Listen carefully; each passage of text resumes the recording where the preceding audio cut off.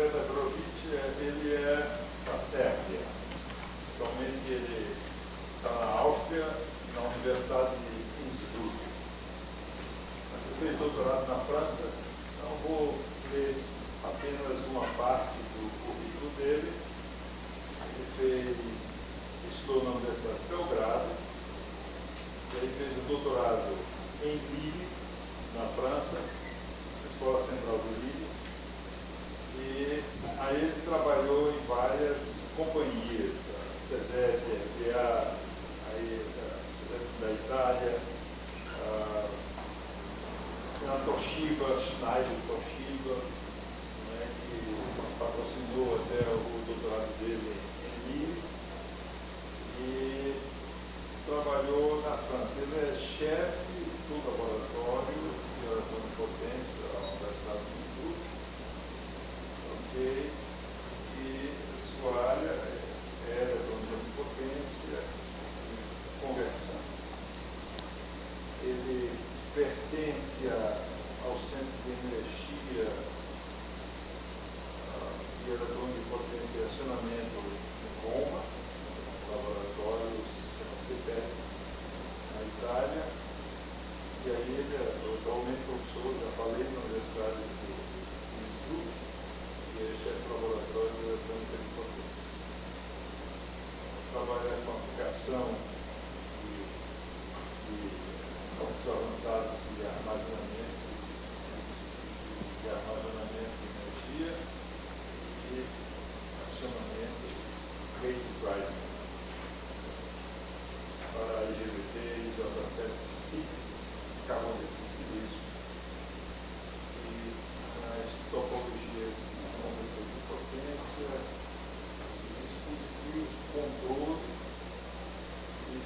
e achados de modo geral. Publicou 60 artigos em jornais, revistas, tem um livro chamado Capacitors, um sistema de conversão de potência, análise, modelamento, projeto, teoria e prática. Tem 17 patentes e 9 patentes são pendências.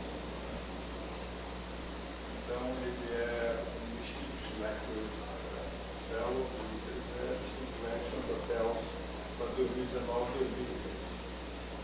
Então, a gente só tem a aproveitar. Eu peço que vocês tiverem questões, perguntas, eles devem liberar o momento da apresentação ou perguntas depois, mas tentem participar e tirar proveito desse momento.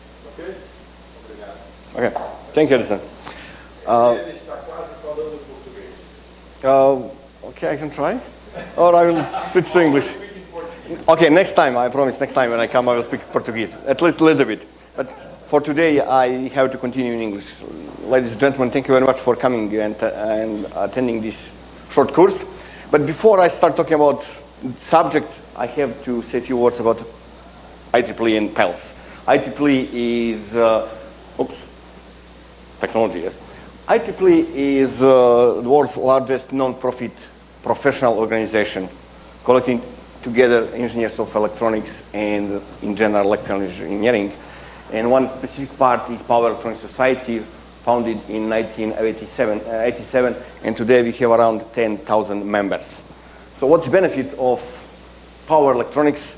If you are a member of Power Electronics Society, first of all, publications, you have access to print and digital subscriptions, and then online subscriptions, and also we are planning, coming soon in January 2020, IEEE Open Access Journal of Power Electronics.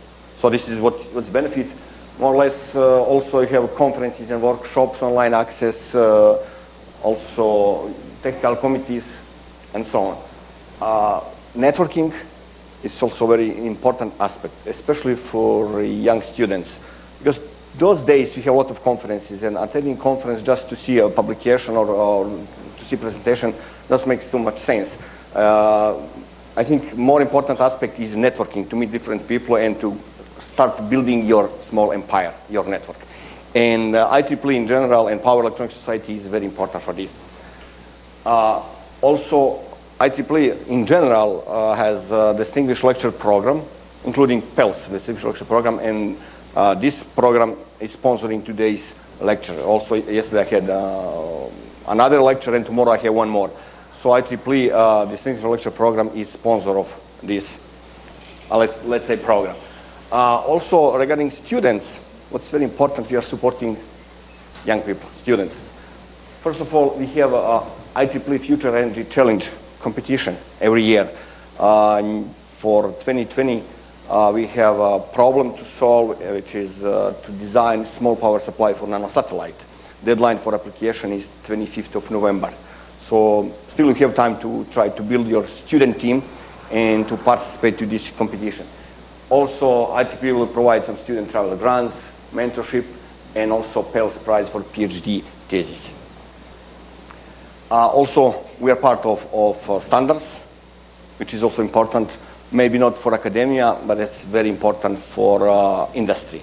And some of you, or most of you, once finished studies, will continue life in industry. Okay, so this was short introduction about Pell's and power electronics, and now let's switch to our problem, which we have to talk about today.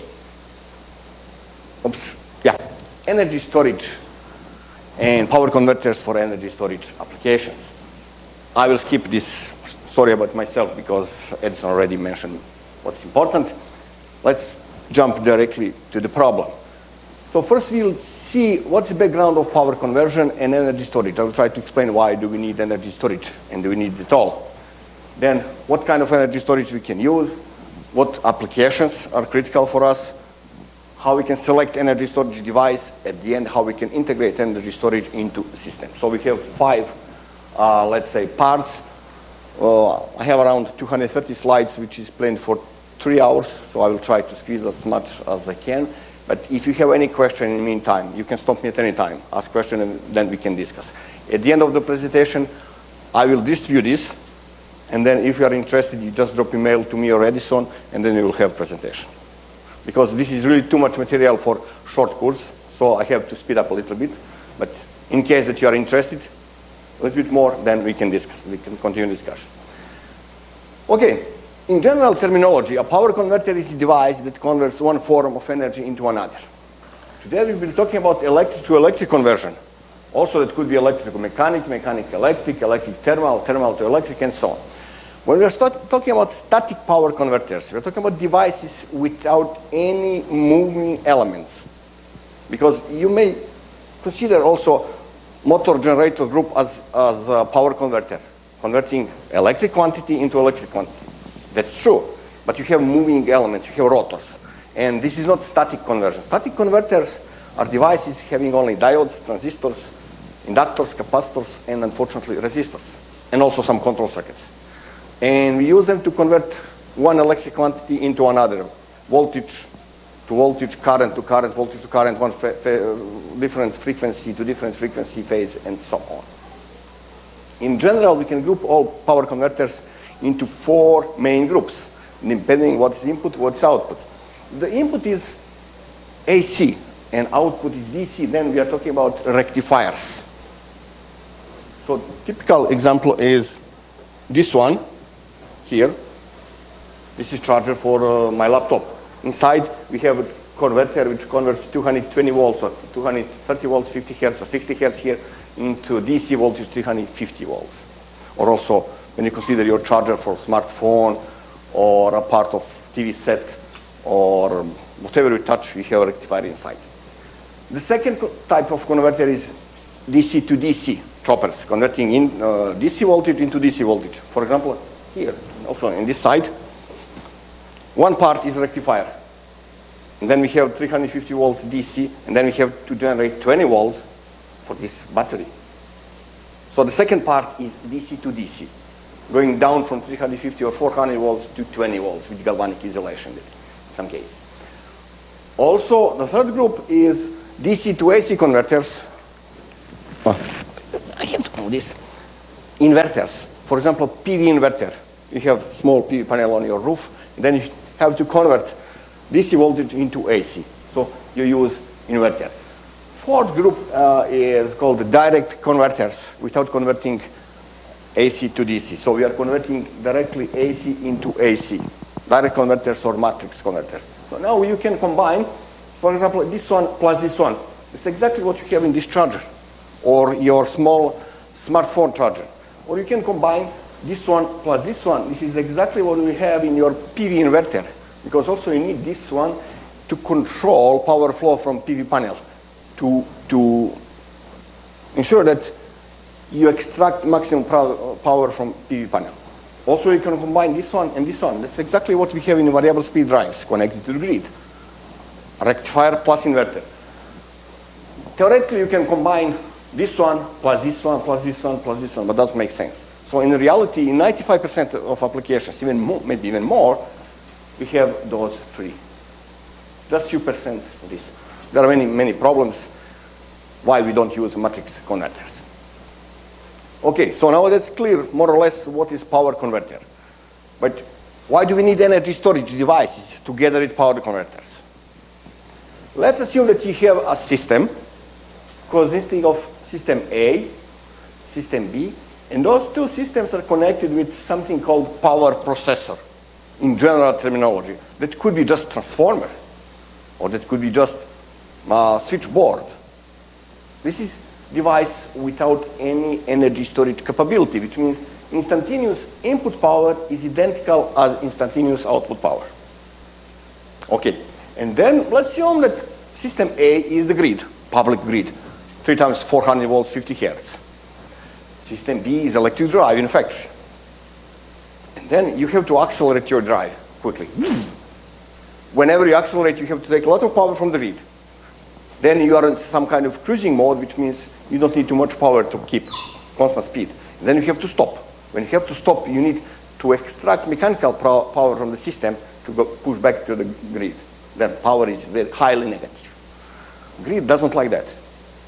The second case is system A could be windmill, system B, the grid. Wind speed is not constant, which means power production or production capability is not constant. Again, you stress a grid with fluctuating power. Grid is not happy at all. Third case, the system A is grid and system B is a critical load. That could be military base, radar, or airport, or hospital, or Facebook data center. You know what will happen if you drop load in Facebook data center?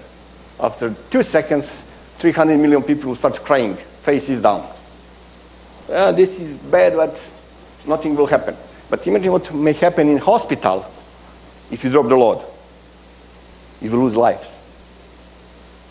In case of Facebook, they will lose just money, nothing else. But in case of hospital, we will lose lives. So we have to prevent this. What we can do, we need to put one more device, energy storage device, into system. And now, this energy storage plays a role of low frequency filter, filtering all fluctuations coming from one system.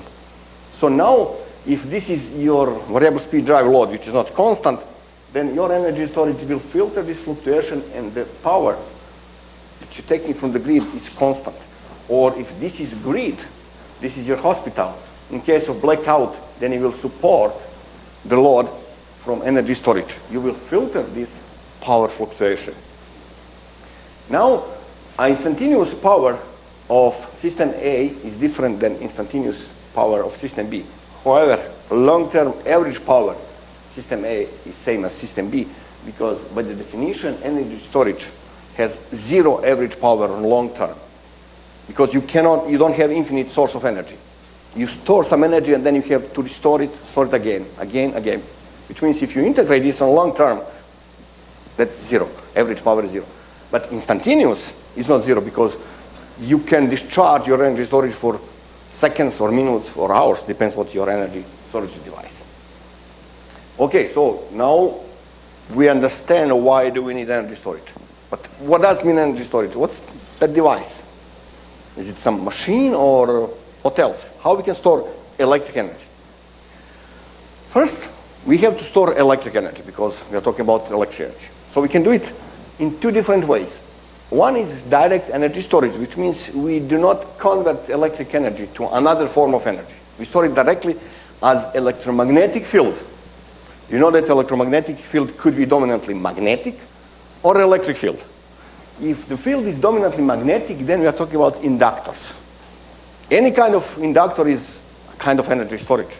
Of course, you can store some microjoules, but maybe you need some megajoules or kilojoules. For this, you need to build special inductor, super magnetic energy storage, which is nothing else than inductor having coil at very low temperature, very low resistance, almost zero, superconducting wire. Then you can push huge current, and you know that energy is square of current, which means you can store a lot of energy in such inductors and use those inductors in power systems to support grid in case of failures, just for 50 to 100 milliseconds, not more. If the field is dominantly electric, then we are talking about capacitors. And again, any kind of capacitor is energy storage. Just question how much energy you can store. And there is a specific one, which is called ultracapacitor or supercapacitor. We'll talk a lot about supercapacitors in coming minutes. Then we can convert electric energy into something else. The first candidate is, okay, let's convert electric energy into mechanical.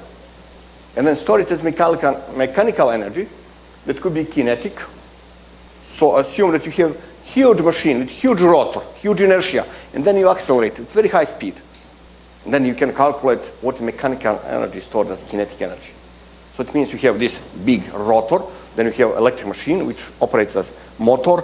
You spin the rotor, and then you store energy.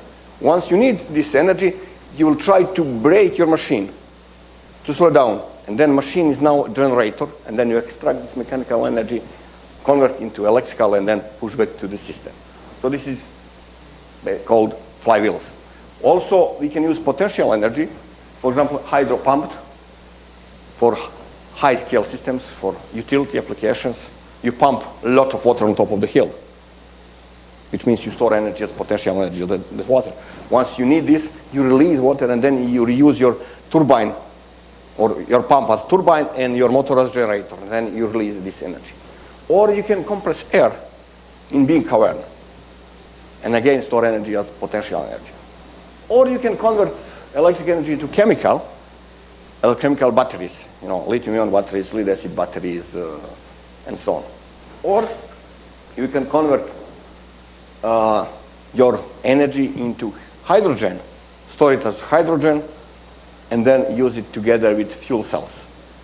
So this is what we have today, how we can store energy. When we use which one depends. For example, for high-scale utility applications, definitely we will use compressed air energy storage or hydro-pumped energy storage systems, because we have to store megawatts and megawatts for days and days and days. If you need less power, then we use electrochemical batteries or flywheels or ultracapacitors. And for high power, short term, we use supermagnetic energy storage device. Batteries, what's a battery?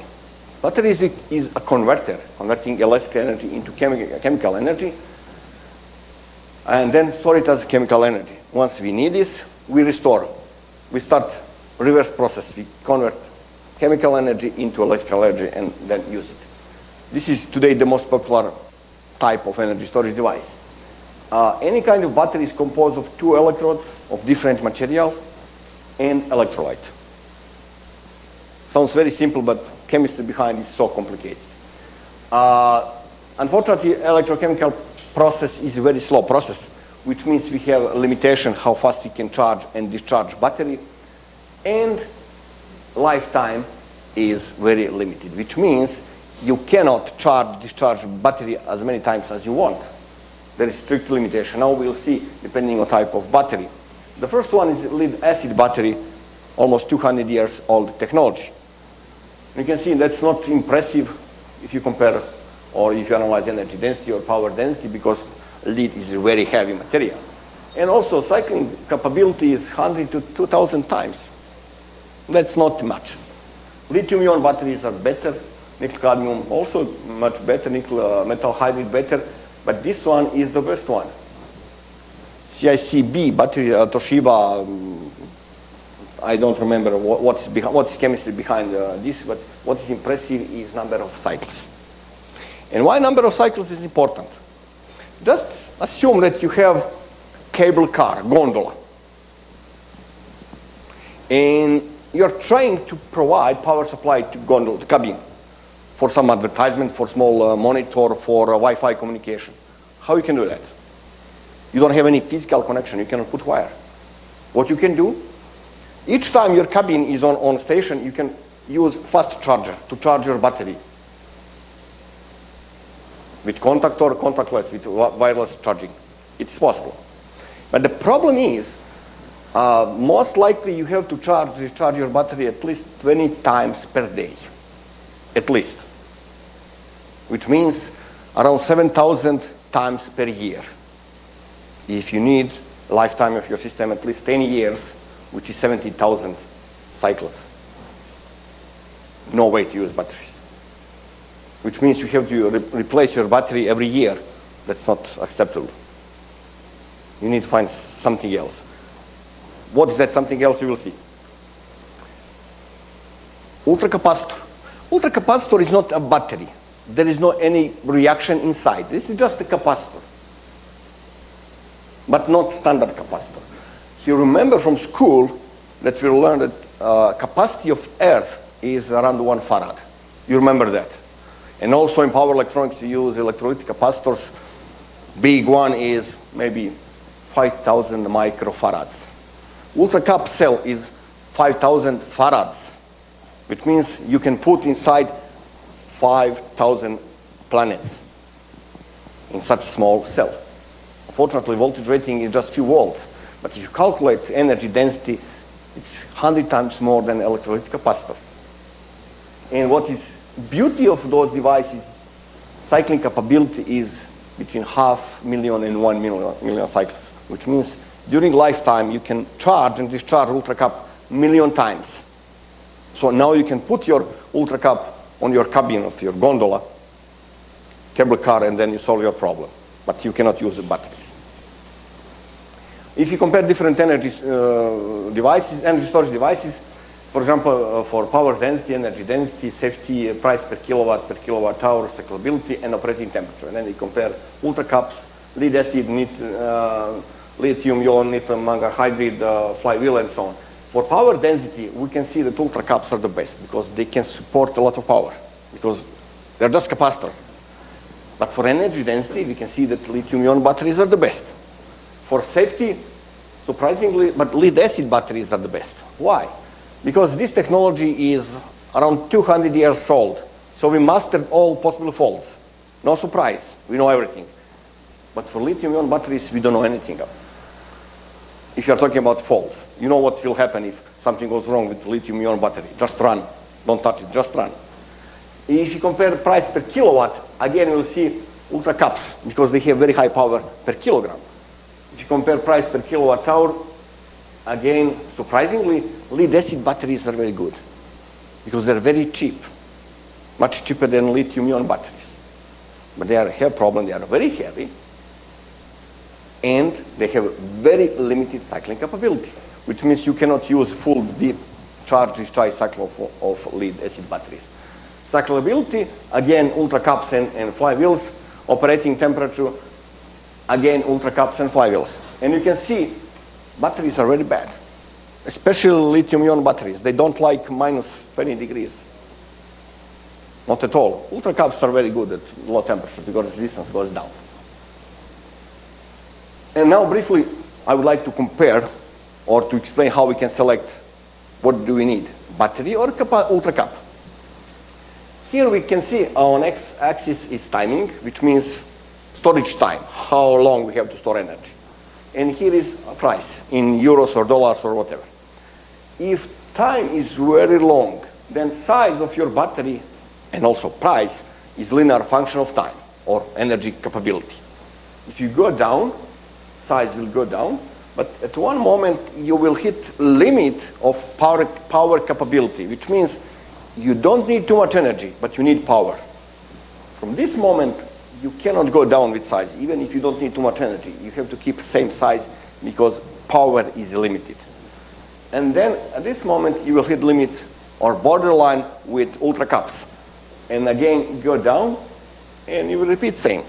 So you can see there is critical time which is borderline between ultracaps and batteries. Today that's between 10 and 30 seconds. What does it mean? If you need energy storage device for just a few seconds, doesn't make sense to think about batteries, not at all, because your candidate is ultracap. If you need to store energy for more than 30 seconds, definitely today it does make sense to think about ultracaps. You have to think about batteries. If you are in between, then you have to put everything on paper. Maybe cycling capability, maybe operating temperature. It may happen that you don't need too many cycles, but you have to install your system in Siberia, minus 40 degrees. I don't think so that any battery will survive that. But ultracaps will, which is a red flag for you. And then you have to decide that candidate for you is ultracap, not battery. But definitely if you need longer time, you have to consider batteries, because in that case, if you consider ultracaps, it will be too big. Okay, so now we understand what kind of energy storage devices we can use. And now I would like to say a few words more about ultracapacitors. Not too many, not too much, but just a few words. First of all, ultracap or ultracaps technology is nothing new.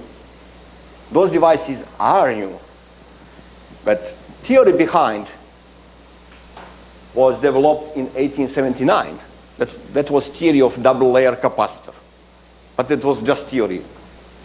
They didn't have technology to develop such a device. Finally, in 1966, we had the first patent, and then developed the first real capacitor in 1978, 82, and finally in 1992, Maxwell Technologies developed and pushed on market first high-powered ultracap. Today, we have more than 10 or 20 companies, really strong companies, developing and manufacturing ultracapacitors. Now I will try to explain how does it work, because I believe that you are curious how we can build a device having 5,000 farads capacitance. Let's see what's behind. Nothing special, to be honest. So here we can see simplified cross-section of one cell. Let's start from positive side. We have current collector, which is just a piece of metal, aluminum foil, for example. And then we have positive electrode, which is activated carbon. Then we have separator. Then we have negative electrode. And again, we have negative current collector. And all this is together put in electrolyte. If you polarize this, then what will happen? It will happen that positive electrode will attract negative ions. Negative electrode will attract positive ions. And in between, empty space. So now if the voltage is low enough, then this layer of ions will behave as very thin dielectric, which means you have one plate of capacitor, then dielectric, another plate of capacitor, dielectric, another plate of capacitor. At the end, you have two series connected capacitors. Total capacitance is C0, which means each is 2C0. Nothing special.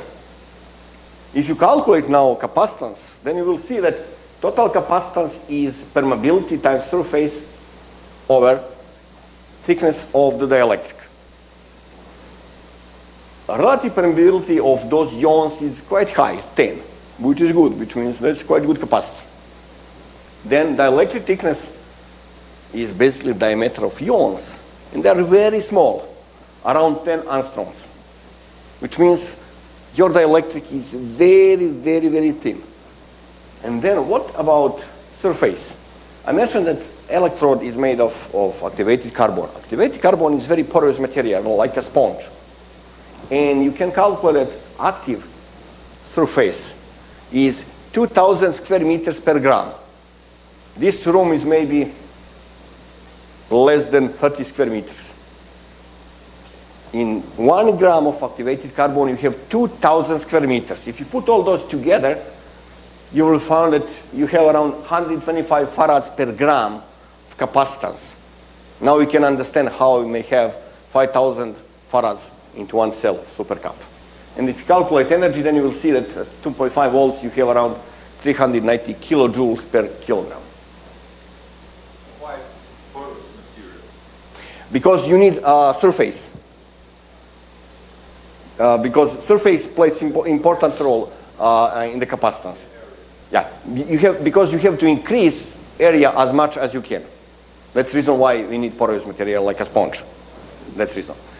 And then if you build this capacitor and measure parameters, then you will be very disappointed because you will measure roughly 10% of this. You will measure between 6 and 12 farads per gram, which is a problem.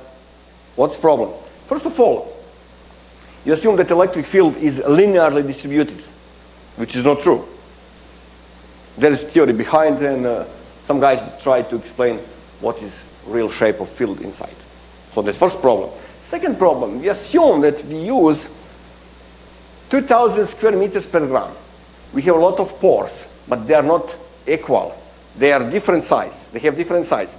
And it happens that ions cannot penetrate in all of them, because sometimes you have very small pores and ions cannot penetrate inside, which means you can use only 10% of theoretical surface, which is problem.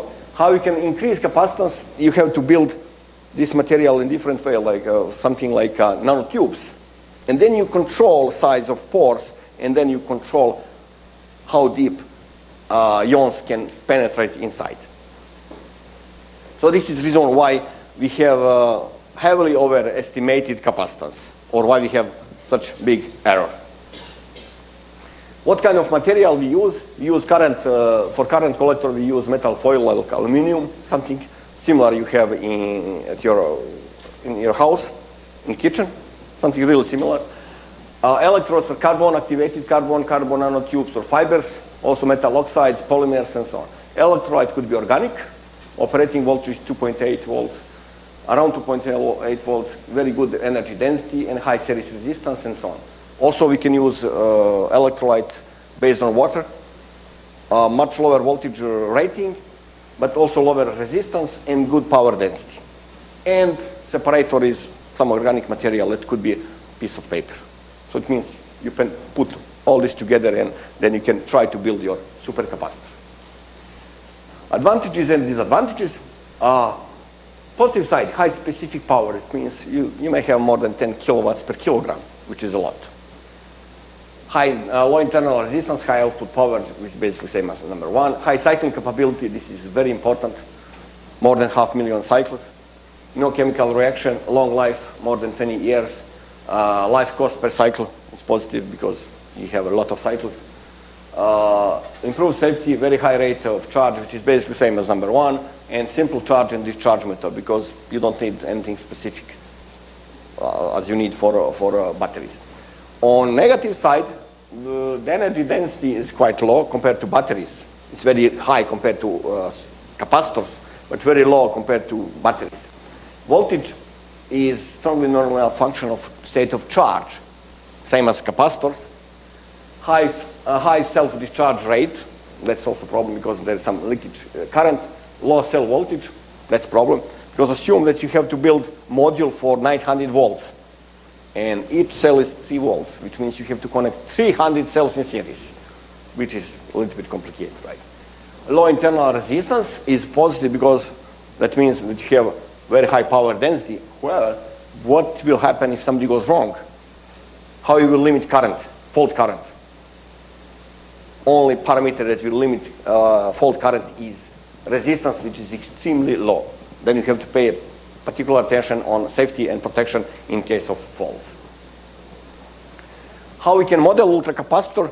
So here, I will try to speed up as much as I can. So we model positive electrode, negative electrode, and in between we have a resistor.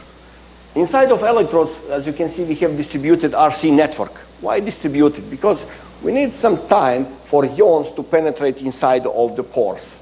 And we model this with RC, RC, RC. And you can see that capacitors are non-linear because capacitance slightly depends on voltage, applied voltage on the capacitor. Same for positive and negative. If we put all those together, we can build one RC network, ladder network. And then if you calculate impedance, input impedance, then you will see that a real part is equivalent resistance, plot is here, and imaginary part is capacitance. And you can see resistance is a function of frequency. For example, from very low frequency up to 0.1 hertz or 0.2 hertz, resistance is more or less constant, and then it goes down roughly 2 times, and then above 10 hertz, resistance is constant. Same for capacitance. Capacitance is constant up to 0.1 hertz, and then it goes down by factor of 5, even more, and then it's constant. This is important. This part is important when you calculate losses, but this is much more important. Let's assume that you have a system and you have to select ultracap. Then you will select this based on DC capacitance, which is given here. And then you build everything, and then you test your system and you fail. Once, twice, 3 times, again, again, again. Why your system fails? Because your system is not steady state system, it's not DC. For example, you have variable speed drive with very fast variation of power. You have to filter this, and you calculate what is difference in power, what is energy that you have to store in your ultracap. But it doesn't work, because dominant frequency of your system is maybe 1 hertz. And for 1 hertz, you have roughly 2.5 or 3 times less capacitance, which means your module is undersized. So you have to calculate capacitance at given frequency. This is parameter that you have to calculate carefully. We can explain this also in different way, not in frequency domain, in time domain. Well, just assume that you have 1 capacitor, and then you will charge this with very short pulse, very high current, red, or very long pulse but low current. Charge is same. Charge is basically this surface or this area, red or blue. They are identical. And the criteria when you have to stop charging is when you hit the limit of voltage. So once you start charging with high current, then voltage will immediately jump like crazy because you have internal resistance. And then voltage will increase linearly, more or less, because you are charging capacitor. You hit the limit, you stop, and then voltage will jump down, clack. And then you have something what we call relaxation phenomena, because now you have to distribute charge from first part of capacitor deep inside of the cell, which means voltage will further go down. This is case 1. Case 2, you charge with very low current. Initial jump is very low, almost you cannot say that. Then voltage will increase, increase, increase, and then you stop, and then you have negative jump down, and then slight relaxation phenomena. At the end of the day, if you compare those 2 voltages, basically you compare energy that you store inside, and you can see difference. Higher current, shorter pulse, you will use less capacity of capacitor. This is something that you have to think about when you design your system. For example, if you try to use ultracap to support grid for 100 milliseconds to support faults, 100 milliseconds is already 0.1 hertz. You have to think about capacitance. If you design ultracap for UPS and supply your load during 10 seconds, then it's far from high frequency, which means that you can consider this as DC operating mode. And then you can consider capacitance given in datasheet. But for those, on the first case, if you need to support your grid during 100 milliseconds, then you have to calculate capacitance at 10 hertz, which is 0.1 second. So this is important to consider. But again, depends what's your application. At the end, we model ultracaps with very simple RC network, where R is internal resistance, frequency dependent. Capacitance is also frequency and voltage dependent. Also, for control purpose, we need to develop model, because at the end you need to build power converter together with ultracapacitor, and you have to control this power converter. And to control this, you need to know model of your ultracapacitor, because the ultracapacitor is your plant, the device that you control. And for this, you need to develop model. The model is very simple, because you have one nonlinear differential equation and one linear equation, and then you linearize this. You know this from theory of control systems. This is nothing spectacular, nothing complicated. Then how we calculate energy that we can store in ultracap. Again, this is fundamental theory. What is energy capability of one nonlinear capacitor? We integrate, and then we have this. Also, we can identify some virtual capacitance. We call this this energetic equivalent capacitance, which is basically capacitance of virtual linear capacitor, which basically doesn't exist. So we need to use this equation here. Also, we can calculate energy that we release to the load, and then we can calculate specific energy as ratio between stored energy and mass of ultracapacitor. Also, in some cases, we need to consider efficiency, round-trip efficiency. And again, it makes sense only if you charge and discharge your ultracapacitors many times per day or per hour or per minute. But if you have ultracap as energy storage in UPS, then ultracap is charged and doing nothing for days and days. And then you have blackout from the grid, and then you have two discharges. In that case, it really doesn't make sense to calculate efficiency. But if you put your ultracapacitor in a cable car cabin, then you will charge this 10 times per hour or per day. Then you have to calculate what is the efficiency. That's an important parameter. Some definitions. When you say maximum power capability or power density of ultracap, then it's strictly defined by power that you have when your network is matched, which means resistance of the load is identical as internal resistance. In that case, you have very low efficiency, but it's maximum power that you can extract from your ultracapacitor. Also, we define maximum power from IEC standard. It's quite similar to this one. Maximum specific power is the ratio between maximum power and weight, and so on. There is one important parameter, is carbon loading capability, which is numbered in milliamps per farad. So if you have a system and you know that you have to charge your ultracap with 100 amps, from this number you will automatically know what is capacitance of your cell. Because normally carbon loading capability should be around 100 milliamps per farad, which means you need to charge ultracap with 100 amps, which is 1,000 times, which means your cell should be at least 1,000 farads if you respect loading capability of that cell. So from this, you automatically have an idea how big is your cell or your ultracapacitor module. How we can calculate losses of ultracapacitor? You may say that's very easy, we have a resistor and that's it. Yes, that's true, but the resistor is not constant. Resistor or this resistance is function of frequency, and sometimes we charge ultracaps at different frequencies. All this theory could be also applied to batteries, because also batteries behave in quite similar way. Because also batteries, they have frequency-dependent impedance and resistance. So all this theory could be also applied to batteries. But let's stay with ultracaps for today. So resistance of ultracap is linear. Doesn't depend on current. But the problem is the resistance is function of frequency.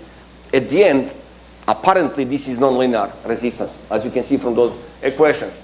And what you have to do, you have to calculate instantaneous power that you have dissipated on internal resistance. And now we can distinguish two different cases. The first one is current is periodic, any kind of periodic function. In that case, you can expand this current in Fourier series, then you can calculate voltage across this equivalent resistance, calculate instantaneous power, and then you integrate this from 0 until period of this current. After some math, it's quite long, then you will derive this equation, and here you can recognize Parseval theory or Parseval theorem, which says that total average power is sum of individual contribution of individual harmonics, which means each harmonic will generate power on resistance at individual frequency. And you have to split this, you have to do it one by one. In case that current is a periodic, you cannot apply Fourier series, you have to apply Fourier integral, and then it doesn't make sense to calculate average power because average power is 0, because period is infinite. But then you have to calculate energy that you will burn on this internal resistance in order to calculate heat. Because at the end, that's important to understand how temperature inside of the cell will develop. And for this, you need to calculate how much energy you burn on this internal resistance.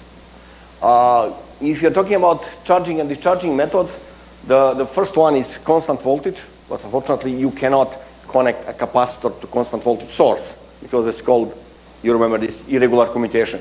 So we need to put balanced resistors in between, or ballast, and at the end you will see that we burn a lot of energy on this resistor. That's something we don't use.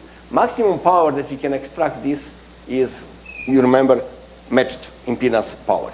The second method is constant current. That's what we use together with power converters. We program current that we are pushing into ultracap or extracting from ultracapacitor. And if you calculate maximum discharge power, then you will see that's identical, which means regardless of discharge method, you cannot extract more than maximum.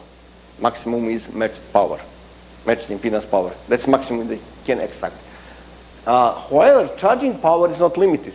Theoretically, you can push as much as you can, but the limitation is basically the voltage that will be here. Because theoretically, you can apply infinite current, but then voltage here will jump like a crazy. At the end, you have to limit this voltage, and then this is limitation factor, how fast you can charge your ultracapacitor. And third method is constant power. Constant power is, it sounds a little bit strange, but this is the most frequent method. Because, for example, you have UPS in hospital or Facebook data center, whatever. And you have DC bus, you have connected your energy storage to DC bus, then you have inverter, and inverter supplies the load. The load impedance is constant. The load is constant. The load voltage is constant because inverter controls this, regardless of the input voltage, which means you will load your energy storage with constant power. This is case of UPS. Whenever, or if you have a car, if you drive your car at constant speed, the power is constant. You discharge your battery with constant power. So this is most frequent method. And again, if you calculate what is the maximum power, again you will see the same. Maximum power is same as before, same as matched impedance power.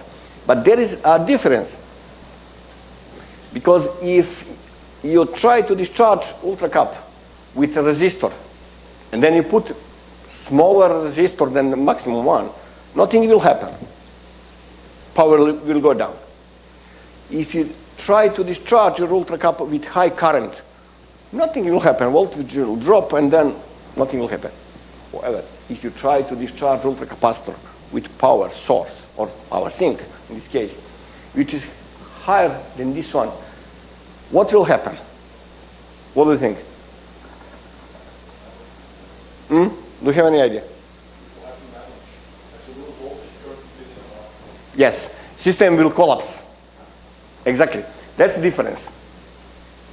That's big problem, not big problem, but that's a specific characteristic of power sources.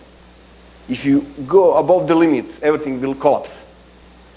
In this case of our power systems, if you go above the limit, the system will collapse because the system behaves as constant power. And then if you go above the limit, then collapse. So same here. And same for power that you can inject in the system. It's theoretically not limited, but in reality it's limited by voltage capability of this device. At the end, I mentioned many times that we have supercapacitor cells, and each cell is 2.23 volts. And for power and systems, for power electronics, we need modules rated a few hundred volts. For example, for UPS, you need at least 750 volts modules. What you have to do? You have to put a lot of cells in series, and then some of them in parallel to build big module you need. You can build by yourself, or you can buy from Maxwell or LS Motron or Skeleton or any other company. And here you can identify different groups. The first group is 16 volts voltage rating, 48, 56, and 75, and then 125. And similar here. So most likely those modules are for automotive, 12 volts net. Most likely those are for telecommunication, 48 volts net. And those, or this one, is most likely for heavy traction applications. You put few of them in series, and then you have big module. For traction, for immobility. You put 4 of them in series and then you have 500 volts. For some trucks or something like that. And those are most likely for telecom. Because in telecom you have 48 volts net. And this is around this. And same for LS motor. At the end, when you have your energy storage device, how you can integrate this energy storage together with your system. Let's assume that your system is, I don't know, variable speed drive, having a rectifier, DC bus, and inverter. And then you're trying to connect your UltraCap to the system. First option is you will connect your UltraCap directly to DC bus.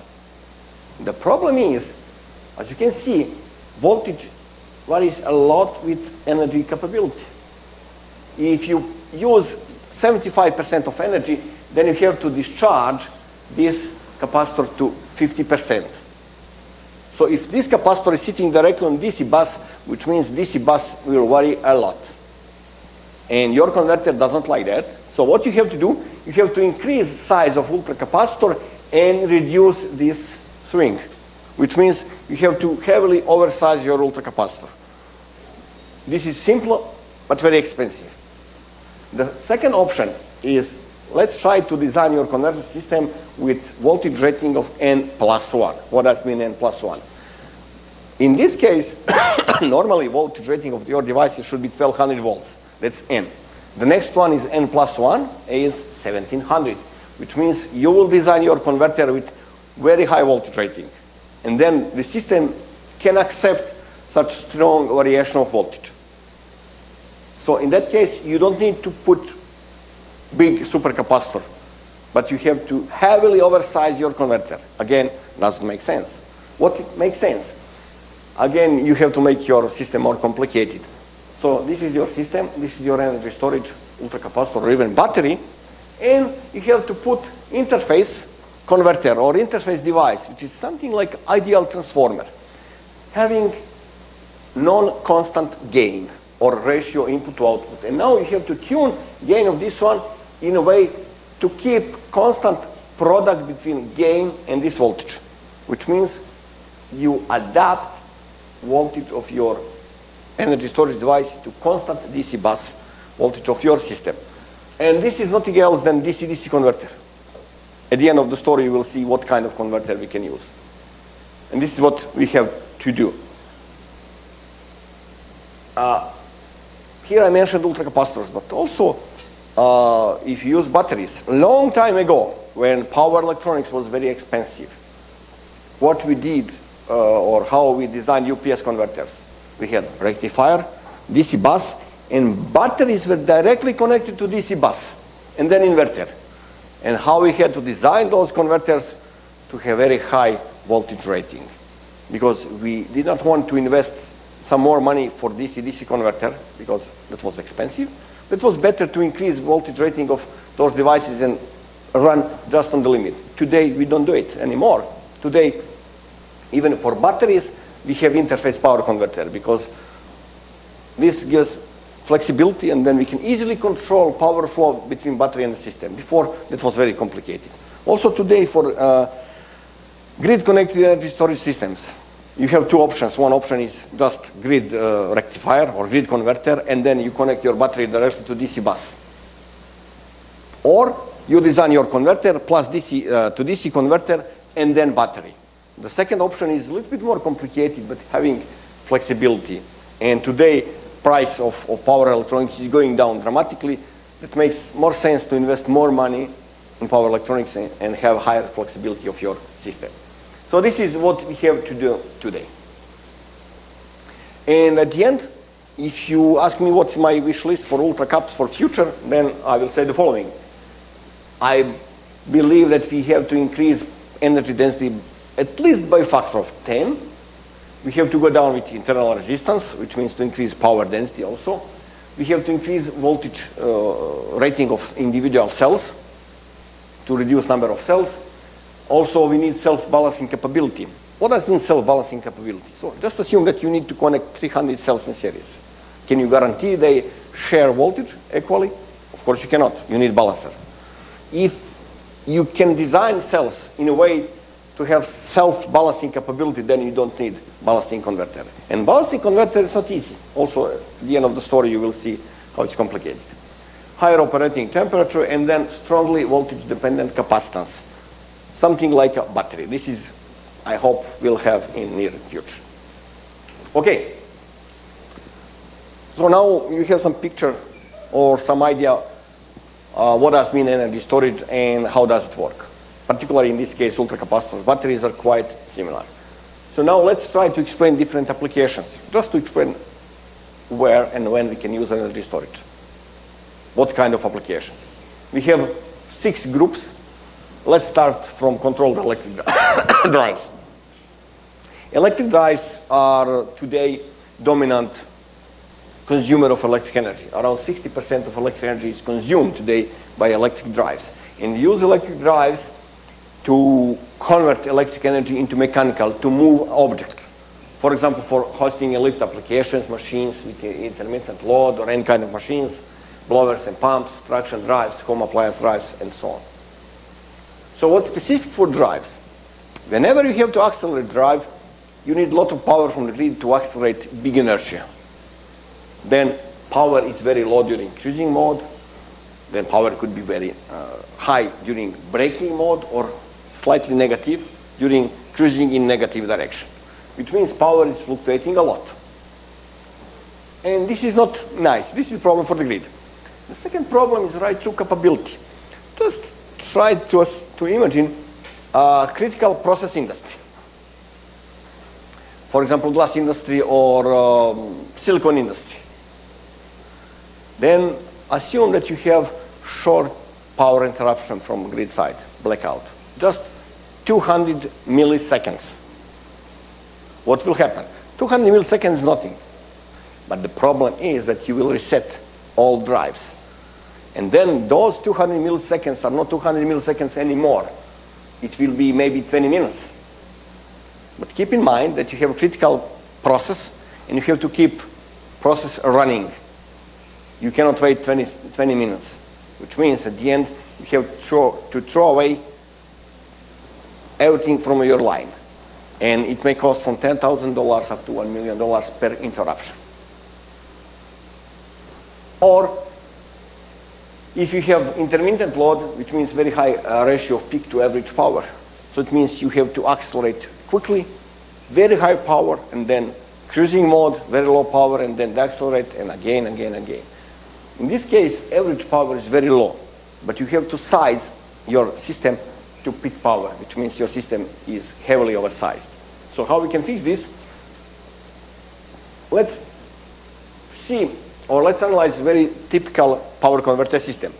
So here, in this blue box, we can see standard typical variable speed drive or controlled electric drive. This is grid as a source. Then we have rectifier, and we prefer to have constant power here. Then we have DC bus, we have inverter, and the machine with load. And there is some internal control. What we have to do is to connect one more block to a DC bus, and inside of this block we have DC-DC converter as interface and ultracapacitor energy storage device. So please notice that you don't have any communication between those two blocks. So you just monitor DC bus voltage and then you control your converter in a way to control power flow from the grid side smooth. So what are the issues that you're trying to solve with this? The first issue is when you have to stop or let's say discharge your inertia, then power will flow from the load to machine, and machine is now a generator, not a motor anymore, and then this will charge DC bus. And then your converter here and controller will sense this increase and then will react in a way to extract this power from DC bus into ultracapacitor and keep this voltage constant. Or if you have power interruption from the grid, blackout, what will happen? You lose power supply, this voltage will try to drop down, to go down. And you will sense this. As soon as this voltage hits the limit, then you will activate your controller and then you will transfer or divert power from ultracap into DC bus to keep DC bus constant. Which means you control this easily without any communication between those two control systems. They're completely independent. Just you have to set references properly at the end of the day, you will see how we can set this. So maybe here I can easily explain this. So this is when you try to store braking energy. So your system is running normally, and then now you have to stop your inertia. Dexterate quickly.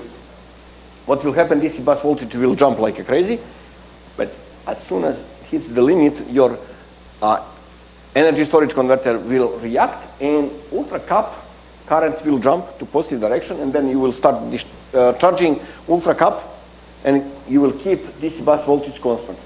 And ultra-cap voltage is increasing. And then you stop this sequence because speed is 0, nothing happens. And then next time when you have to accelerate, first you have to discharge your ultracapacitor, current is negative, and then go back to normal operating mode. Or here, when you have blackout from the grid side, everything is okay until this moment, and then you have blackout. Few seconds. So what will happen, voltage on DC bus will drop, controller on your energy storage device will react, and will control DC bus voltage to be constant, and you can see that ultracapacitor current is negative and voltage is going down. As soon as blackout is over, or the mains is back, then you will recharge your ultracapacitor to be ready for the next sequence, and the sequence is over. Or, for example, you have some really intermittent load. Left, right, clack, clack, clack, clack. As here. And you can see the grid current is very ugly. Very low, very high. Very low, very high. And the grid really doesn't like this. So if you implement ultracap together with proper control, then you can smooth the input current to be really constant.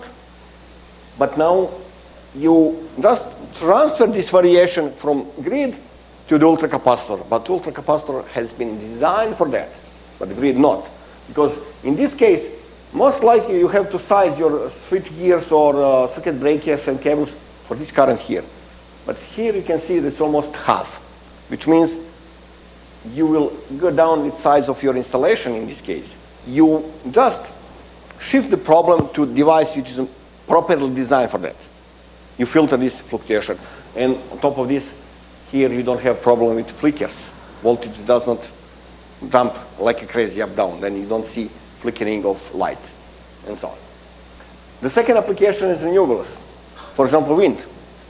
What's the problem with wind? The problem with wind is that production capacity of turbine is function of speed, wind speed on cube, on third exponent. Which means if you go down with speed to 50%, then you will go down to 10% of power, which is a lot. And we cannot guarantee that speed is constant. Wind speed is constant. If variation of speed is slow, then we have chance to react with the blade pitch. We can change the angle and control this coefficient here. Then power could be constant. However, if you have very fast change of the wind speed, no way to react with blade pitch, so you need something else. At the end, windmill power converter is nothing else than variable speed drive, just working in opposite direction. That's not motor anymore, it's generator, but that's the only difference. And again, you can see, you can apply the same principle. Same device, same control method, everything is same. No difference. You have just 2 points together, common 2 points between those two systems, which is plus minus DC bus, nothing else. You don't need any communication in between. Or diesel electric generators. Today we have a lot of application for this. For example, hoisting crans, dumpers, excavators, or mobile genset. For example, if you have a hoisting crane, what do we have inside? We have diesel engine, internal combustion engine. We have generator. Then we have rectifier. We generate DC bus. We distribute this, and then we have inverter and traction or hosting machines. That's nice.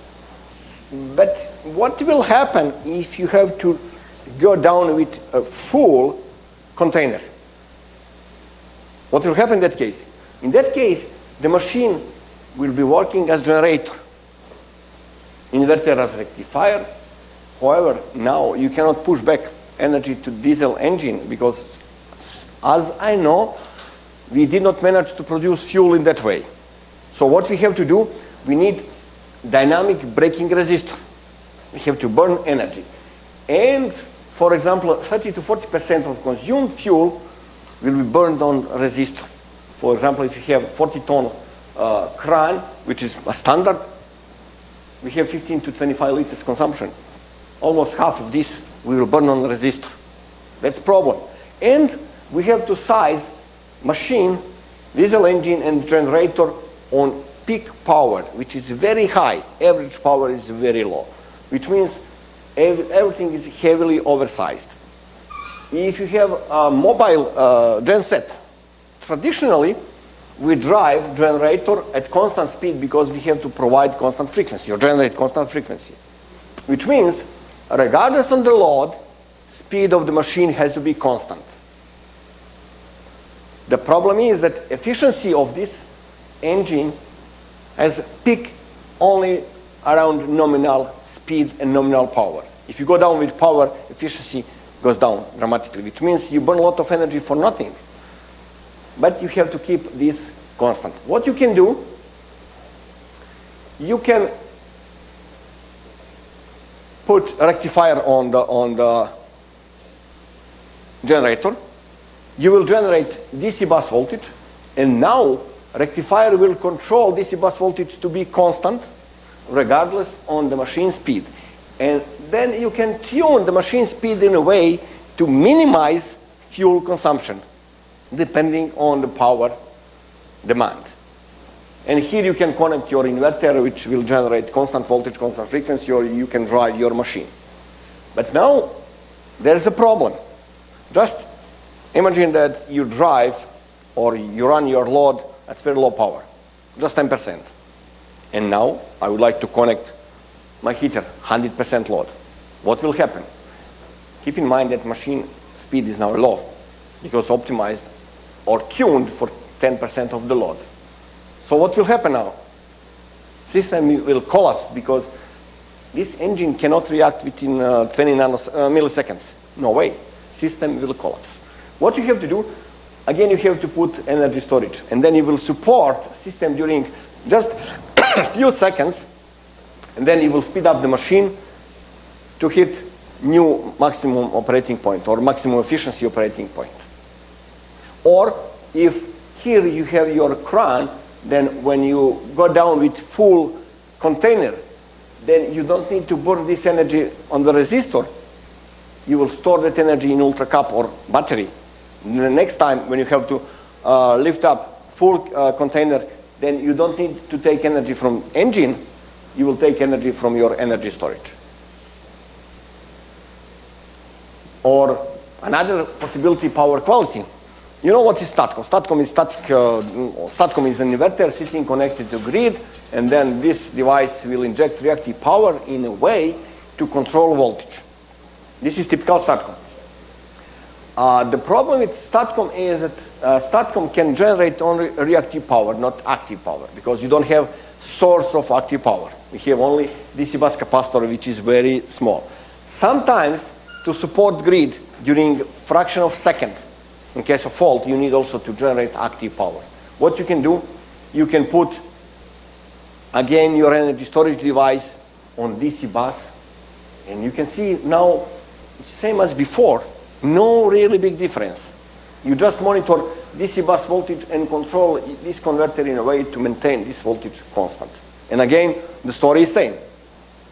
Or if you're talking about UPS, you will see story is again same, no big difference. You attach your energy storage to DC bus and then you control this in a way to maintain this constant. For example, if you have hybrid long-term UPS, then you have your short-term energy storage together with long-term.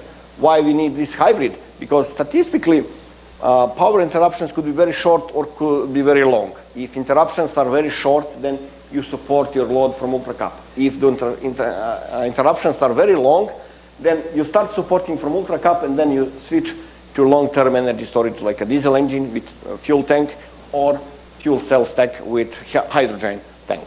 But again, you can see this, the problem is same and the solution is same. Traction, a last application. For example, locomotives or hybrid diesel locomotives or trams, trolleys, electric cars.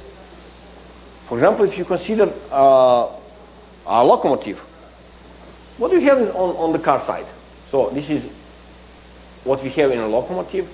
We have low frequency transformer, high voltage or medium voltage to low voltage. Then we have rectifier with DC, then we have traction inverters and so on. Whenever you have to brake a locomotive, what you have to do? We don't like to use a mechanical brake. We try to use motors as generators, then to brake the system. But however, impedance of supply line is very high. And you cannot push a lot into the grid. You have to use a braking resistor, which means you have to burn a lot of energy on resistor. If you have a diesel locomotive, diesel electric, situation is even worse, because in the first case, you can push some part of power here. In this case, you cannot, because you cannot produce fuel if you're trying to brake diesel machine. Again, you need braking resistor. And system is heavily oversized, same as before for mobile generators. Or if you have a tram, situation is similar, just your rectifier is not sitting on your car anymore, it's sitting in a substation. Rest is same, no difference.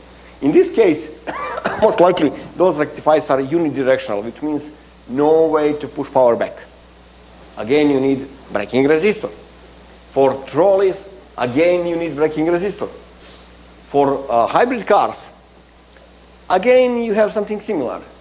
Again, you have power source, which is, or energy source, which cannot provide a lot of power. If you have pure electric car, that could be battery-based or fuel stack-based. So in this case, when you have to accelerate your Tesla from 0 to 100 for, I don't know, 1.5 seconds, you need a lot of power. And you have to take the power from a battery. Battery is not so happy. If your virtual Tesla is based on fuel cell stack, no way that you will extract such power from fuel cell. No way. So you need something else. The problem is that typically you have very strong demand when you accelerate your machine or your car, and very negative power demand when you have to stop. And your energy source does not like that.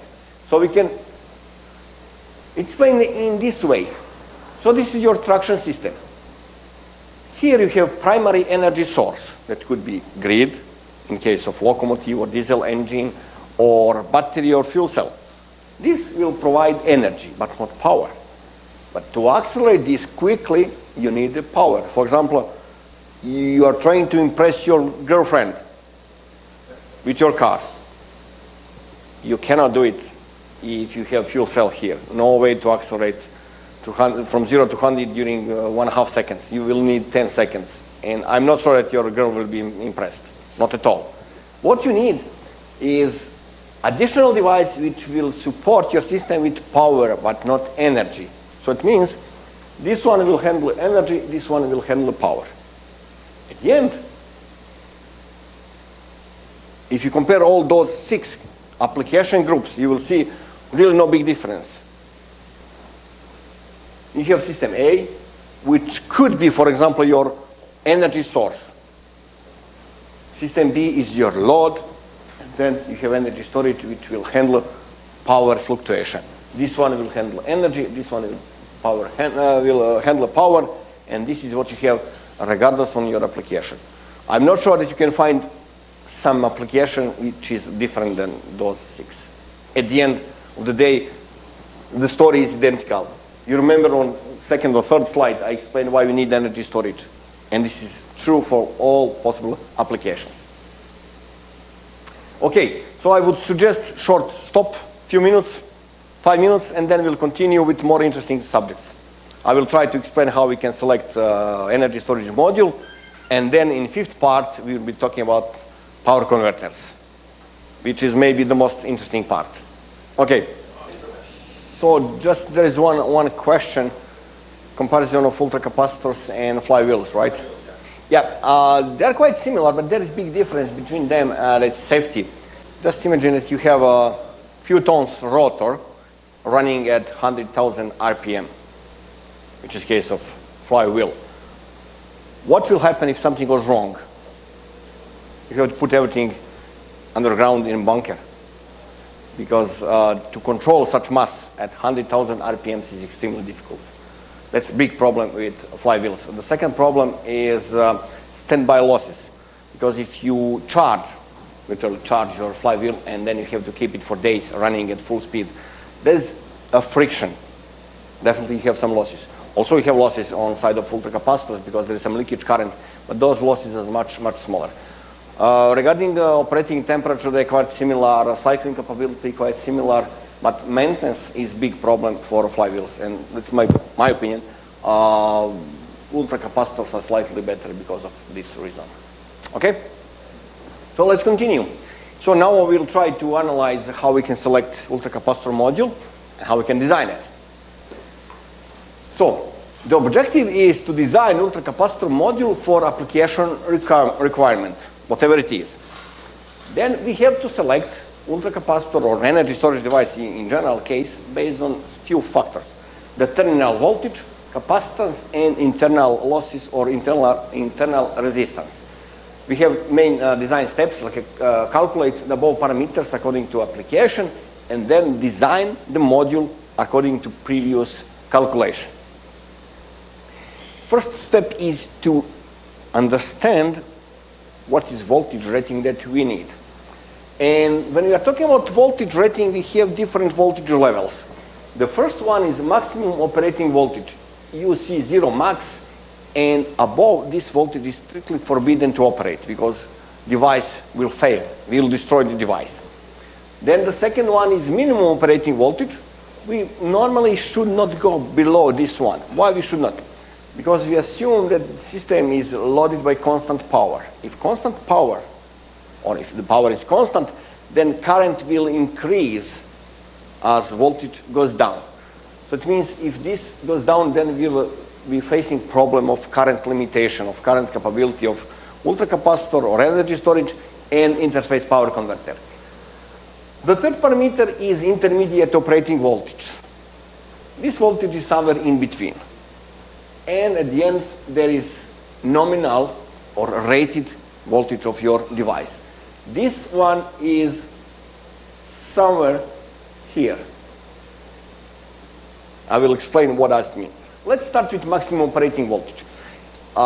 If you assume that you connect your energy storage to non-insulated direct DC-DC converter like a buck boost bidirectional, then the gain is maximum 1, which means maximum voltage of your ultracap cannot be higher than DC bus voltage.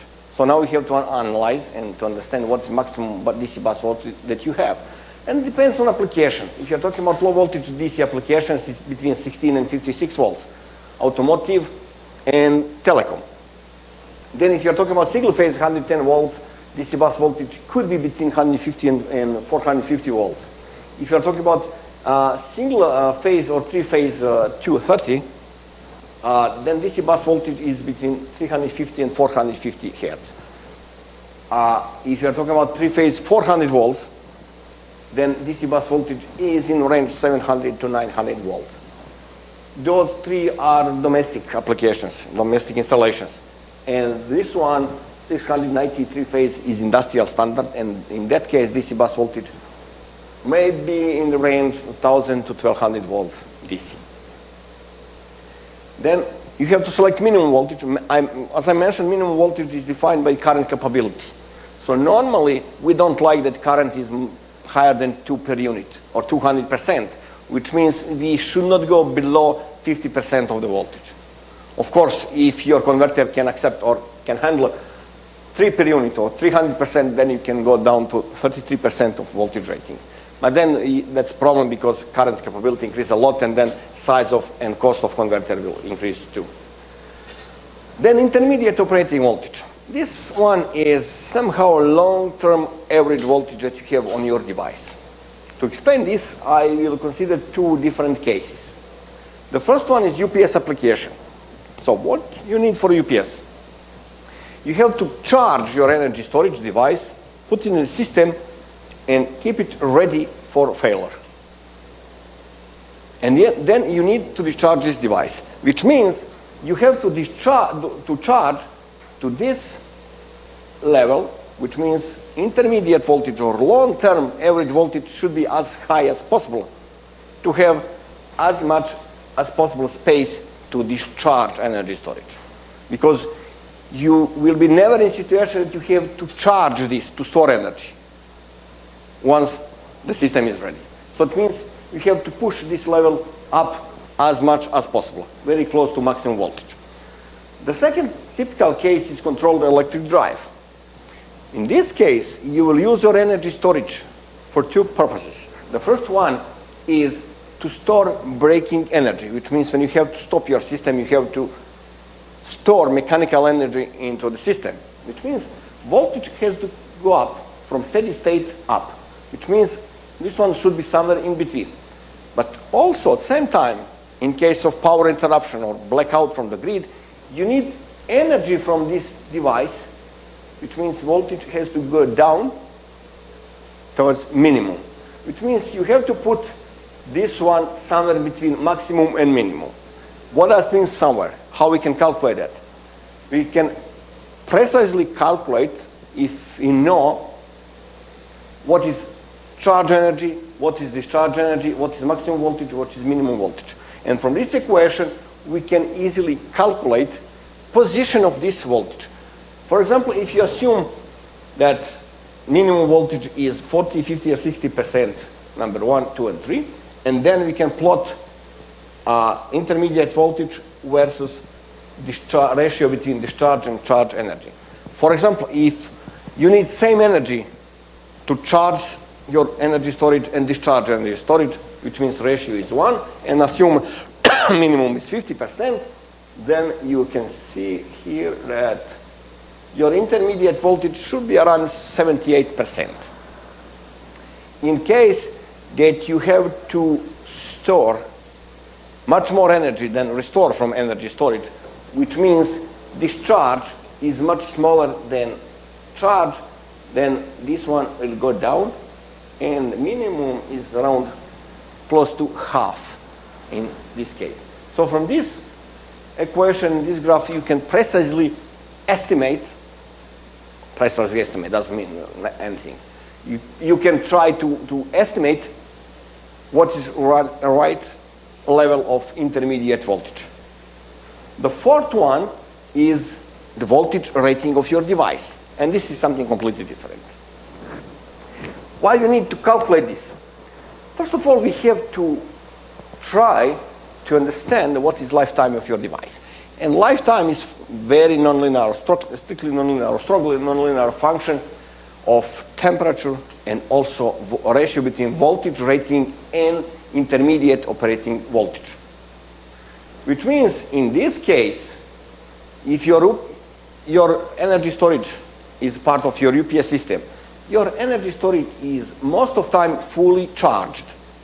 To increase lifetime, you have to shift nominal voltage above this limit to keep sufficient margin between nominal voltage and intermediate voltage. In this case, here, it may happen that intermediate voltage is very low. Then you don't need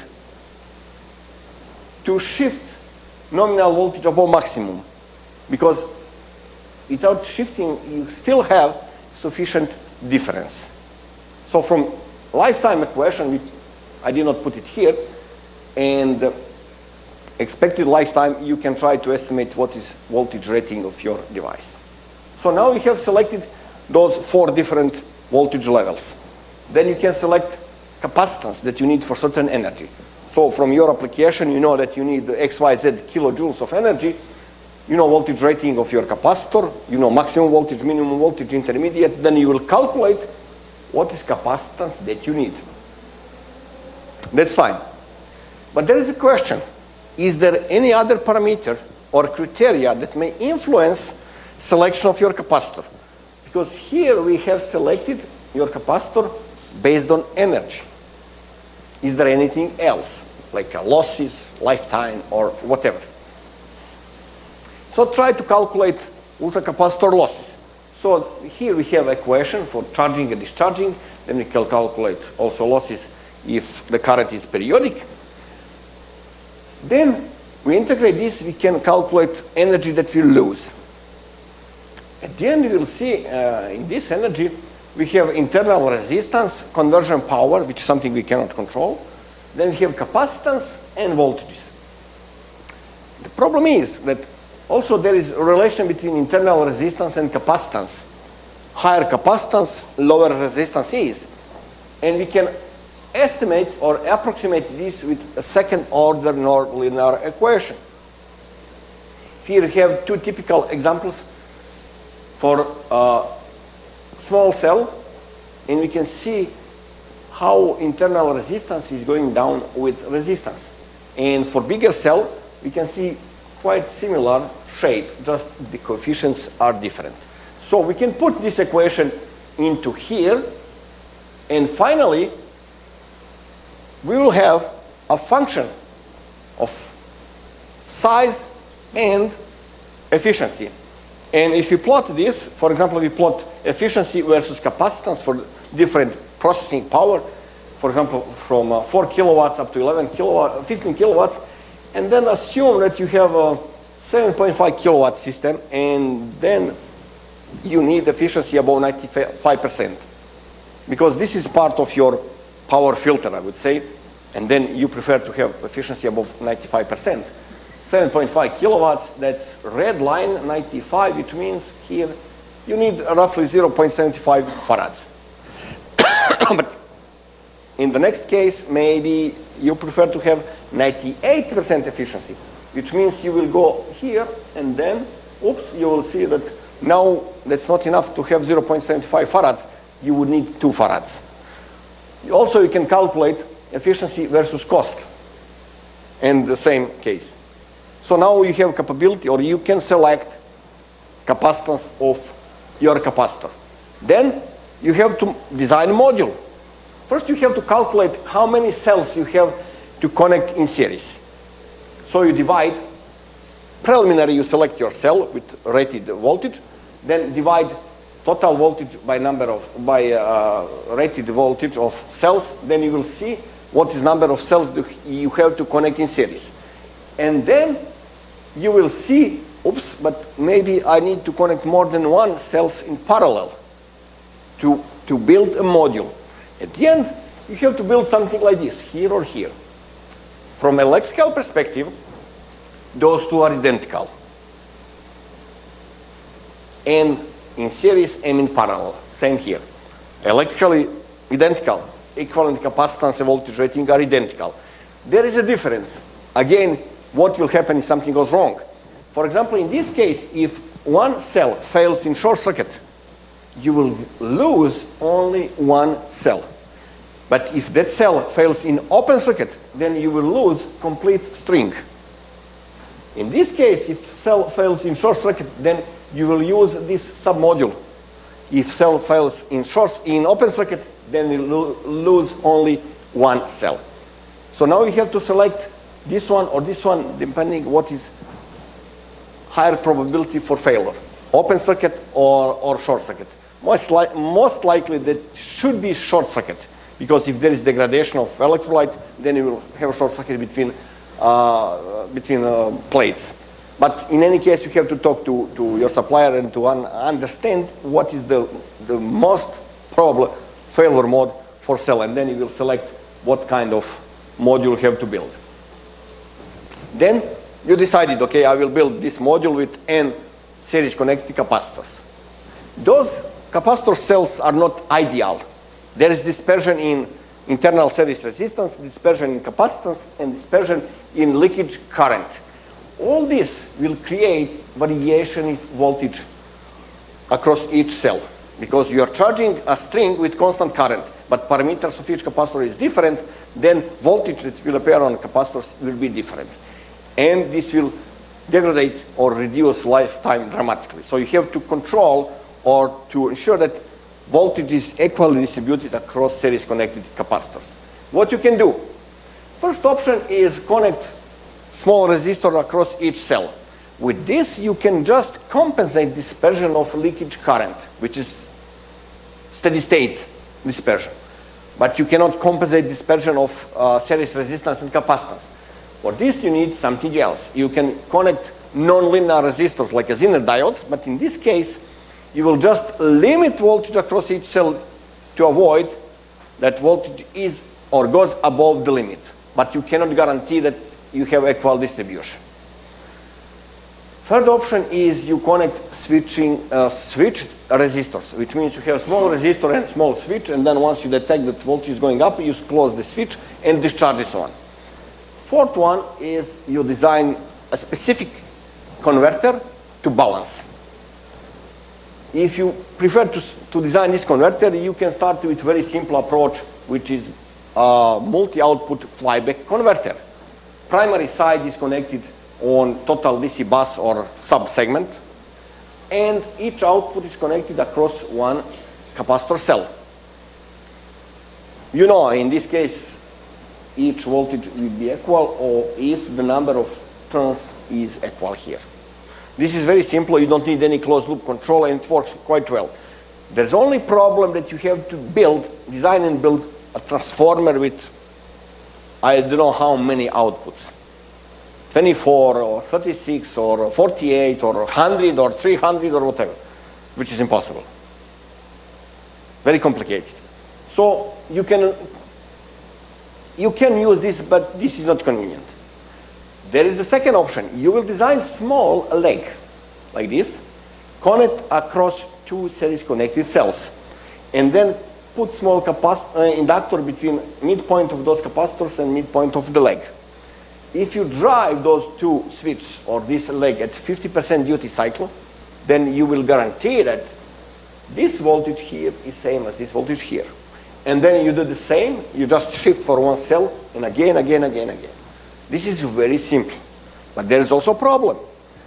So assume that you have I don't know, 200 amps rated string, and you're expecting 20% dispersion in capacitance, which means you have to balance 20% of rated current, which is 40 amps. Which means here you have to divert 40 amps. That's not much, because voltage rating of those capacitors is just 2.5 volts, and you can say, but voltage rating of my MOSFETs could be 10 volts. I can use very small MOSFETs integrated on chip. That's nice. But keep in mind that you have to switch 40 amps.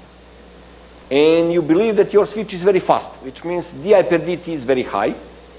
Then multiply this with some leakage inductance or commutation inductance, and then you will see that your turn-off over voltage is much higher than 10 volts. It could be 50 volts. So now you're in a situation that you cannot use 10 volts MOSFET, you have to use 75, which means you have to invest a lot in silicon. On top of this, you have this inductor, and keep in mind the duty cycle is 50%, which is the most critical case for current ripple. You need really big inductor here. Those two makes this situation not good. So what you can try to do? You can try to do it in different way. Again, you have legs connected like this, but now you connect a resonant tank between those two outputs. And then you drive those switches at 50% duty cycle at resonant frequency, which is matched with this resonant frequency here. Now, first of all, you don't need to switch 40 amps, because you can match zero current switching, which means you don't have overvoltage or dynamic overvoltage problem, and you don't need big inductor. This inductor could be piece of wire or even piece of PCB line. Only problem is that you have a lot of resonant tanks, and it's difficult to guarantee that they have same resonant frequency. So that's the problem. But that's a problem that could be solved, and you solve problem of very high di per dt or dynamic overvoltage, and you don't need big inductor. So this is a solution that personally I prefer. This could be applied on ultracapacitors, also lithium-ion batteries or any kind of batteries. Whenever you need to balance something, you can use something like this. At the end of the summary, so to design the module, you select module rated voltage, then you select capacitance based on energy or efficiency, depends what's your objective, what's your application. Then you select number or calculate number of series connected subcells, capacitance of subcell, then you calculate number of parallel connected cells, and then you have to double check thermal design to see what is temperature of your cell. You have to calculate losses. There is an equation that you have to use to calculate this. And if thermal design is not okay, you have to go for step number 4, which means you have to select a bigger capacitor which has lower resistance, which means less losses. And then if this is okay, you have to go to step number 7, design voltage balancing circuit, and then build your module and test it. What else you are missing? Interface between your energy storage and the system. And this is what we are going to discuss now. Now we have 130 slides. So let's start. Interface power converter is a device between system and energy storage, and you need this in order to maintain constant voltage on DC bus, more or less constant, because voltage on your energy storage device is not constant. In case of batteries, what is? In case of ultracaps, it varies a lot. In case of flywheel, the same, because energy is strong function of machine speed or voltage that you have from your machine, which means that's quite similar to ultracapacitor. So at the end, you need interface converter in between. What kind of converter you can use? First question is, should we use voltage source or current source converter? Today, 99% of converters are voltage source converters. Voltage source converter is a device that has a train of voltage pulses on output. Then you apply inductive type filter to eliminate harmonics and filter this. And inside of converter, you have 2 diodes, 2 switches, and that's it.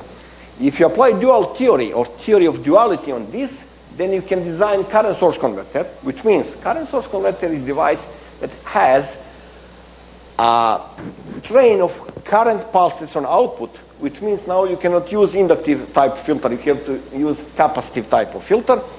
And if you go back inside, then you will see again you have 2 switches and 2 diodes.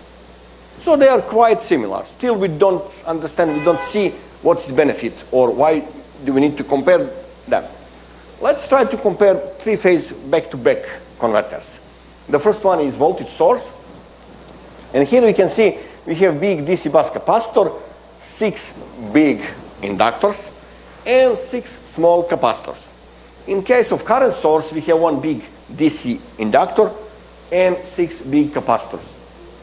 1, 1, 6, 6, really no big difference. I still cannot see any difference. But you will see difference if you analyze energy density of each device. For example, if you analyze energy density of field capacitor, we'll see that energy density is between 40 and 80 joules per kilogram. In case of multi-layer ceramic chip capacitors, energy density goes above 200 joules per kilogram. It's a lot. And then try to calculate energy density of medium frequency inductors, and you will see that energy density is below 1 joule per kilogram. More than 100 times less compared to this. And now, if you go back, you'll see here we have 1 big inductor. Here we have 6 big inductors. 6 big capacitors, 1 big capacitor. It sounds logical to use this one because you will use more capacitors than inductors. Because energy density of inductors is very low compared to the capacitors. And that's nice. If you apply this to energy storage system, for example, grid connected, in case of voltage source, you have grid side converter, which is basically bidirectional rectifier, having 6 inductors, DC bus, and then we need this interface converter. Then we need big inductor. Inside of this interface converter, we have 2 switches and 2 diodes. Problem is we have high switching losses because those 2 guys have to switch at high frequency in order to shrink size of this inductor. And we need big inductor. We have a lot of losses. This is the situation with voltage source.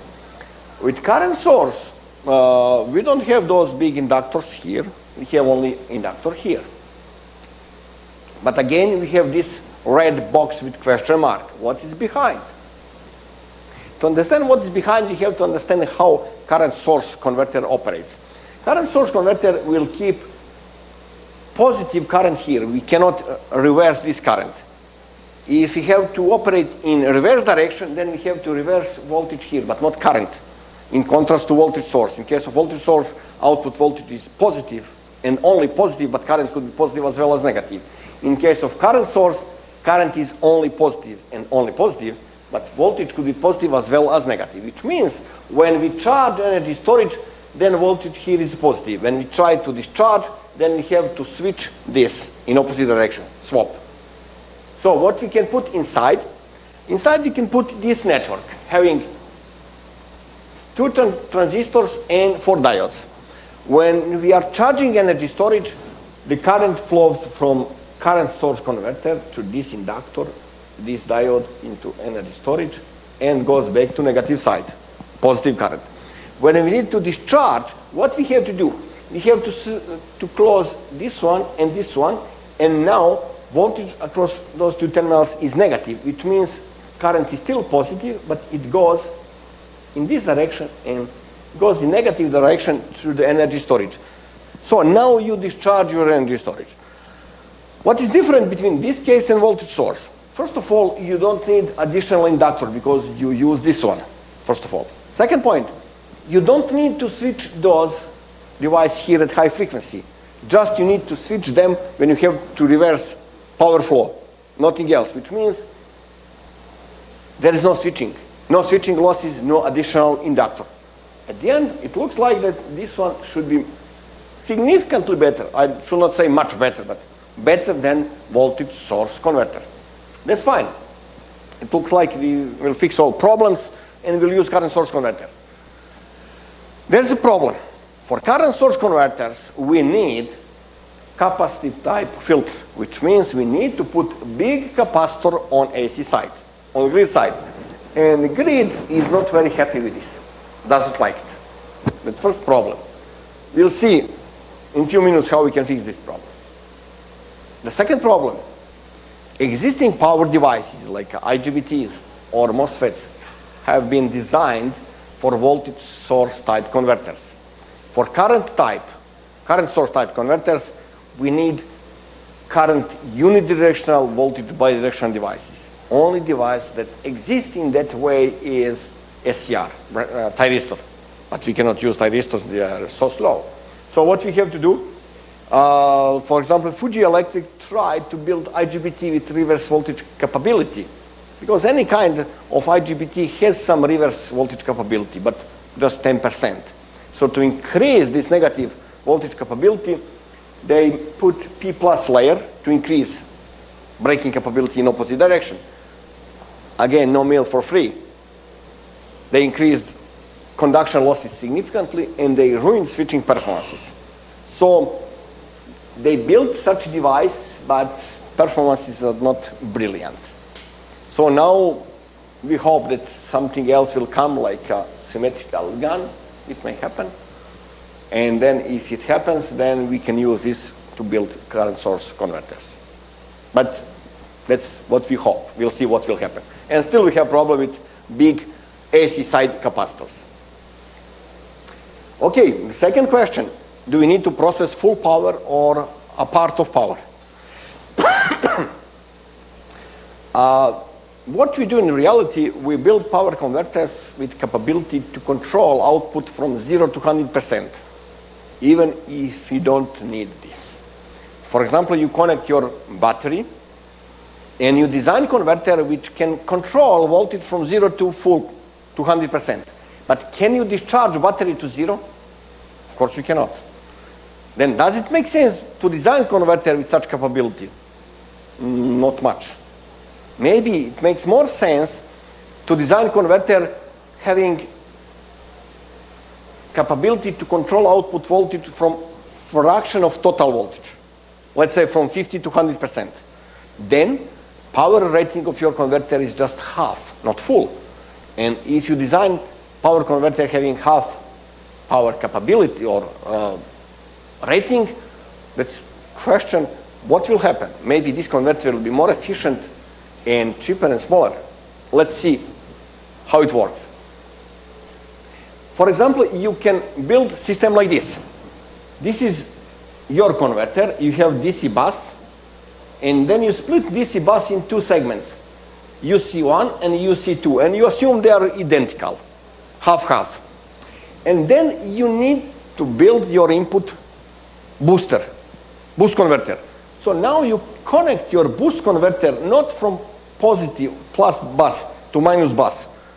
You connect from plus bus to half, which means now voltage rating of this one is half, not full, which means you can use smaller device. You can do similar with buck type. What is benefit of this? The benefit of this is that voltage rating of those devices is half. If voltage rating is half, then you can use more efficient devices, first of all. Secondly, you can switch technology. For example, if you compare full voltage rated converter, then you would need IGBTs, because MOSFETs for 1200 volts, they are not so good, except SiC MOSFETs. Silicon, not really good. If you go down to half voltage rating, then you can use MOSFET without any problem, having lower resistance and much lower switching losses. First aspect. The second one, voltage swing on this filter inductor is now half, not full. If the voltage swing is half, then inductor is also half. But keep in mind that now you use much faster devices, which means you can shrink size of this inductor even more. So there is huge benefit of this. That's fine. Unfortunately, again, no meal for free, because this partially rated boost converter injects some current in this midpoint. You know from theory, a capacitor current in steady state has to be zero, average current. Otherwise, voltage will divert to plus infinite or minus infinite. So it means we need one more converter to re-inject this current to balance or to compensate this. And how much current we have to compensate depends on ratio between input and output voltage and ratio between top side and bottom side voltage. There is a long theory behind them, but we can simplify this, and here we can see how this current depends on ratio on those voltages. So how we can build this balancing circuit? So we need one more converter. Yeah. We can connect this converter in this way. Input is connected across top side capacitor, output across total DC bus. Or input could be connected across bottom side and output across the output. Or input across top, output across bottom. They work, all of them. Just there is difference in sizing. So now let's see what is inside. We can do it in straightforward way and say, okay, I will build this as two-level converter running at 50% duty cycle. That's very simple, no any control. The problem is I would need big inductor. Keep in mind that duty cycle is 50% again, which means inductance has to be large. And we have a lot of switching losses because we have full voltage rating and hard switching. So forget this, doesn't work. I mean, it does, but not in a good way. We can try something else. We can try something like a resonant, series resonant converter operating in discontinuous conduction mode type 2. And then you can assume this is input, this is output. And if you remember from theory, gain of such converter is 1, which means this voltage here must be same as this one. If you inject some current here, this current will try to increase this voltage and decrease this one. And then this one will react in a way to increase the resonant current and increase this one to compensate. So whatever you do without control, just you have to maintain 50% duty cycle close to the resonance, and then those two voltages will be automatically balanced without any closed loop control. So here now you can use same devices as you use here because they are rated on half voltage. And then, as you can see, no big inductor. Only you need a very small inductor to make a resonant tank with this capacitor. And this resonant inductor could be also a piece of wire, could be part of PCB, because you can put big ceramic capacitor, small inductor, and then keep same resonant frequency, and then you will balance this current that you are injecting in midpoint. What we did a long time ago, we designed DC-DC converter with 99.5% efficiency, 50 kilowatts per liter. 1 liter is box like this, something like this, 50 kilowatts, or 25 kilowatts per kilogram with silicon only, no silicon carbide, no gallium nitride. And you can see efficiency is 99.5%, extremely high efficiency. This is possible only if you apply such concept. If you try full power rated converter, no way to be close to this one, neither to this one. This is possible only with partial power rated converter. Of course, life is not beautiful as we believe, because this is really nice solution, but the question is, what will happen if something goes wrong?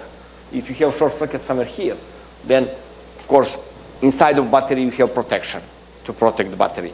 But then you need to protect this, and then you need to put one more switch. At the end, situation is a little bit more complicated than you can see from this slide. But if you are interested, then we can discuss after the presentation. Also, if you need galvanic isolation between input and output, for example, for safety, if you have your immobility charger, then you need transformer, definitely. Then you can do it in a way to have cells. And then you connect input sides in series, output in parallel, and then you can use one cell as your balancer, which means you have your pre-regulator sitting across one capacitor of one cell. Now you don't need a resonant balancer anymore, because now you use a main converter also as a balancer. This is of course not for free, because you have to process a little bit higher power here, but you can design it in a way that you have same cells, but you don't need any additional power converter to balance power flow between capacitors. Then non-isolated or isolated converters for energy storage. For example, in this case, this is energy storage converter because you charge your battery. And then you need galvanic isolation for two reasons. The first reason is battery voltage is only 20 volts. Grid voltage is 240. Then DC is, let's say, 400. Ratio between 400 and 20 is 20. Then it does make sense to design any kind of direct converter. You need galvanic isolation. But more important aspect is safety, because you need galvanic isolation for safety. Because now I'm charging my battery and I will touch my PC, my laptop. If I don't have galvanic isolation, most likely something will happen. Or if you have your Tesla car, you have to charge it. And of course, when you charge it, you will touch your car. If you don't have galvanic isolation, you know what may happen. Or if you have your cat or dog playing around your car and car is being charged, then you need safety isolation. So in that case, you need galvanic isolation. But for grid connected applications, in most of cases, you don't need any galvanic isolation, because voltage on the battery is in similar range as grid voltage, and of course all this is enclosed in cabinet, and you will never touch your battery. So in that case, you don't need galvanic isolation. But when you have a chance to touch it, then you need safety galvanic isolation. Then multi-cell converters or single cell, which one is better? So we can split current, the load current in segments, and then shift switching. So traditionally, historically, for high power converters, what we did, we built converter using several modules connected in parallel, and then we had big inductor. Those big inductors, they have big wire, but you cannot build inductor with really solid wire, big wire. Then you have to put several wires in parallel to build one inductor. And then you drive this sub-module with one PWM signal. That's very simple, but there's no any benefit. So what will happen if you cut those connections here and then connect one leg to one subsection of inductor? And then also cut control and drive each leg with separate PWM. And those PWM signals are shifted for 2 pi over n, so-called interleaved. So what will happen in that case? So in that case, you can see that size of the inductor dramatically goes down with increased number of cells. For example, here we can see for 1 cell, for 2 cells, 3, 4, 6, and 8. You can see that inductor size is going dramatically down. Also, if you compare capacitor current, DC bus capacitor current, we can see that current is going down with number of cells, which is positive. So what is theory behind? So this is what we have. We can build equivalent model. So those current source models the DC side of the legs, and those voltage source models AC side or output side of those legs. And they go together to one device which we call ICT, intercell transformer, or magnetic coupling device. This magnetic coupling device is nothing else than multi-winding transformer, and inside this device we'll sum all those voltages and make average. And then we can extract inductance in front of this. So this is equivalent model that we have. And each leg is driven with switching function which is shifted for 2 pi over n degree. And then we can calculate this output voltage here as average of all those voltages, and this current is average of all those currents. And if you go ahead with voltage calculation, we have this equation. Then we apply some trigonometric identities. After a lot of math, we'll see that all harmonics up to nth order are cancelled from the output voltage U0. Output voltage is here. We can see that the first harmonic is n times switching frequency, and also we can see that voltage swing is over, V bus over n, which means voltage swing on inductor is n times lower. If you put all those together, if you calculate current ripple, then you will see that current ripple is n on square lower than in case of single cell. For example, if you have 4 cells, then your inductor should be 16 times smaller than ordinary one. As you can see here, this is graph that we plot, which means we dramatically reduce size of inductor. What else? What about DC bus current? We can apply exactly the same theory. We can calculate this current, and then you can see that again, the next harmonic we'll have is n times switching frequency. Here, n. And also we can see that total current is divided by n. If you calculate RMS current of capacitor, after a lot of math, we'll find something like this. And this is in case that we have constant power. And here we can see function of RMS current versus modulation index for different number of cells. For example, if you have 1 cell, you can see that current is going up like a crazy when we go down with modulation index. In the case of 2 cells, oops, we can see difference, bigger and bigger and bigger. In case of 3, also big difference. Case of 4, 8, and so on. So you can see that current, RMS current of capacitor is going down dramatically. If current or RMS current is going down, then losses across internal series resistance of capacitor will go down too, which means heat will go down. But there is something else. Also, you have to keep in mind that capacitor's resistance is not constant. It depends on frequency. Especially if you are talking about ceramic capacitors, because today we are trying to shrink everything, to use small capacitors, to build really compact converter. Then, in some cases, you'll use ceramic capacitors on DC bus instead of electrolytic capacitors.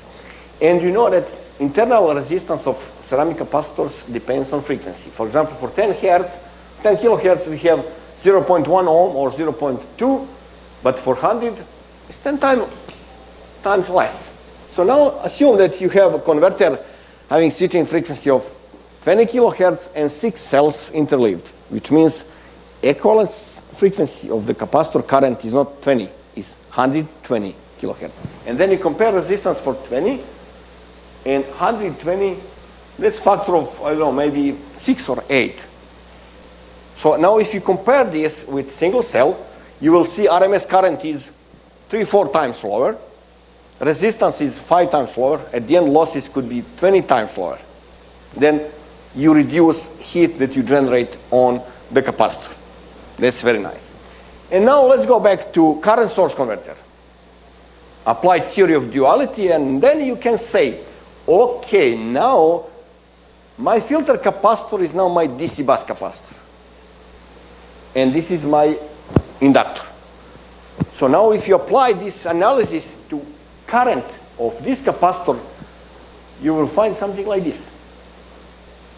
What does it mean? That means if you increase number of cells interleaved, then first of all, you will reduce current stress of this capacitor and you will increase equivalent frequency, which means now you don't need a really big AC side capacitor. If you have, I don't know, 4 cells interleaved, maybe you would need 10 times or 20 times smaller capacitor. And now you don't have problem of big capacitors on AC side. You solve this problem or you minimize this problem. On top of this, also you will shrink size of DC bus inductors. At the end, my theory or my statement that current source converters have future is now true if you ignore the fact that you don't have switches. If we hope and if you believe that in near future we will have good switch, then definitely current source converters have bright future compared to voltage source converters, especially for energy storage systems.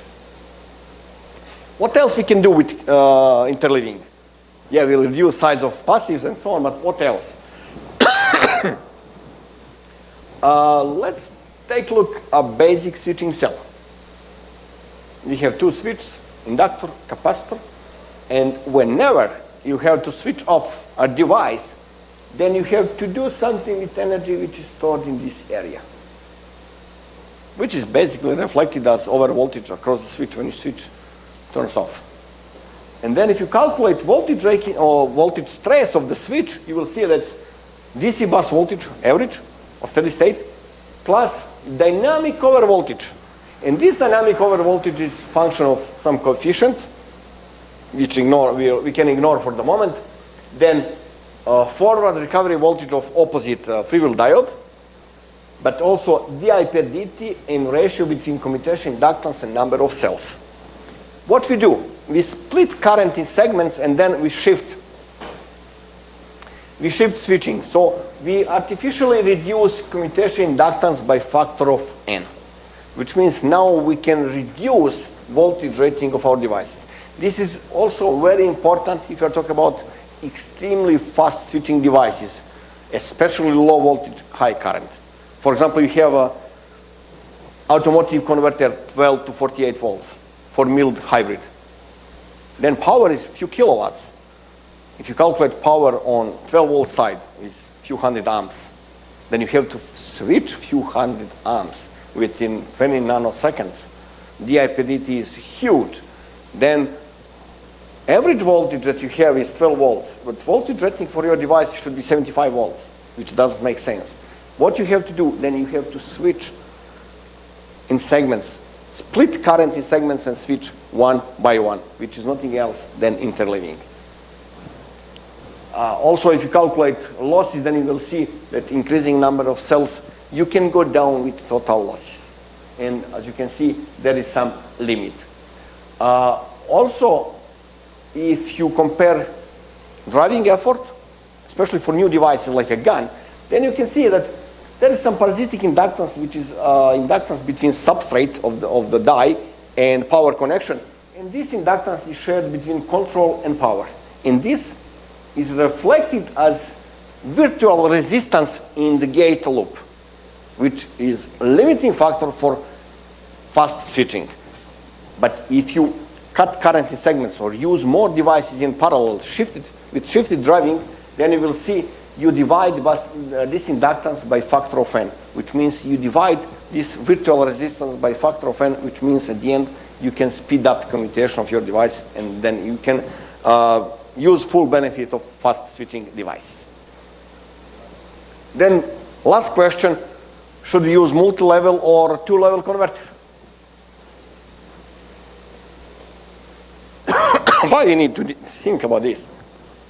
The same question for multi-cell. The objective is to use less iron and copper and more silicon. Why? If you consider that one switch is just piece of roasted sand from material perspective, and keep in mind that 1/3 of the planet is silicon. So it means we have almost unlimited source of raw material. In contrast to this, material for inductors and capacitors is iron and copper and aluminum. Limited raw material and very dirty technology and very expensive. So what we have to try in future, we have to try to use more and more devices, less and less inductors and capacitors. So how we can do that? We need to shrink size of the filter. One way is interleaving. We analyzed this and we saw that we can shrink size of filter if we increase number of cells. What about number of levels? So let's see this virtual converter having input, filter, and then question mark in red box. Then size of this inductor is basically a function of flux. And flux is product between voltage variation and time. Time is inverse function of switching frequency, and for the moment we don't touch switching frequency. Only what we prefer to touch is this voltage swing, which means instead of switching full DC bus voltage, we have to switch it in segments.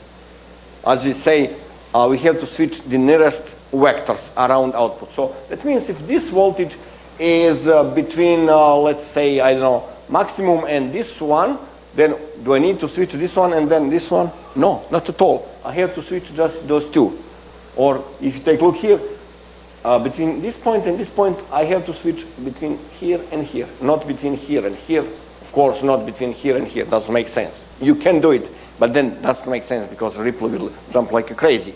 So you have to switch around the nearest vector. So how we can do that? That's the open question. You have a lot of topologies and so on. What's the benefit of this is the fact that you can reduce size of filter inductor with increased number of levels. For example, for 2 levels, for 3, 4, 5, and 7. You can see that filter inductor is going down with increased number of levels. Of course, no meal for free. If you increase number of levels, then you need to deploy more complex topology. Then the question is, what kind of topology, what kind of devices, and so on. All this is well known. You can find maybe more than 200 PhDs dealing with multi-level converters. I know how many thousand IEEE transaction papers and so on. This is not what I would like to discuss right now. There's something else. Some extreme case. Medium voltage applications. Drives, but also energy storage devices. For simplicity, let's assume that you have medium voltage drive, and then I will make parallel with energy storage. So if you have if you have a medium voltage drive, we can model this drive with very simple circuit, parallel parasitic capacitance and magnetizing inductance. And then we can model our converter with ideal source and LC filter. This is our imagination. In reality, the situation is a little bit more complicated. In reality, first of all, we have to consider first derivative of electric field over time, electric field that you have inside of machine insulation. And then if you go down, we can see that dV per dt on machine terminal is critical, and we should limit this to roughly 10 kilovolts per microsecond to avoid problems and voltage distribution on the winding. The second problem is voltage reflection. Because you have medium voltage converter here, your drive or your machine is here, and then you connect them to 3 wires. Those 3 wires are not wires, that's transmission line, which means you send a pulse from converter, 3.3 kilovolts pulse, and then this pulse will travel. At that end, there is mismatch of impedance. And then that wave will hit the machine, and then you have doubling effect because impedance mismatch, and then machine won't see 3.3 kilovolts. Machine will see short pulse of 6.6 kilovolts. Do you believe that machine is happy with this? Of course not. On top of this, you have machine shaft and parasitic bearings current, which will kill everything. So this is what we have. What we are trying to do, we are happy that we have new silicon MOSFET, 10 kilovolts, 100 amps, and we can switch this within 100 or 50 nanoseconds. This will generate, I put here between 35 and 70 kilovolts per microsecond, in reality much more. So you will kill your machine. You are happy, you have a simple converter, but then your machine is not happy. Machine will die. But we are very smart. We can design smart gate driver. We can sense voltage across the switch and control dV per dt. We can control this dV per dt to be the same range as dV per dt of an IGBT, below 10 kilovolts per microsecond. At the end, you will have a switch which behaves as IGBT, just this one is 100 times more expensive than IGBT. Does it make sense? Not at all. What makes sense? It makes sense to split voltage into segments and apply one by one. This was case of machine. The same case if you have medium voltage energy storage for very high power. Then you have to connect your battery system to grid. Then you will use low frequency medium voltage transformer. Then you can build this converter, two-level configuration with latest 20 kilovolts MOSFET. Then you will kill your transformer. You will kill your filter inductor. You will kill your battery. You will kill your control. You will kill everything around yourself, because voltage will jump like a crazy from 0 to 20 kilovolts within 100 nanoseconds. You will kill everything around you. It makes more sense to split voltage in segments and then apply one by one, multi-level. Also, you can try to use multi-level in case of low voltage, high current, but here you have to be very, very careful, because apparently you will shrink size of magnetics a lot. That's true. But what's happening with silicon that you have to install? The problem is that you have to size your devices on this voltage. And you can see here, this is total voltage over n-1. This is steady state voltage. But on top of this, you have to add transient over voltage, which is independent on number of levels.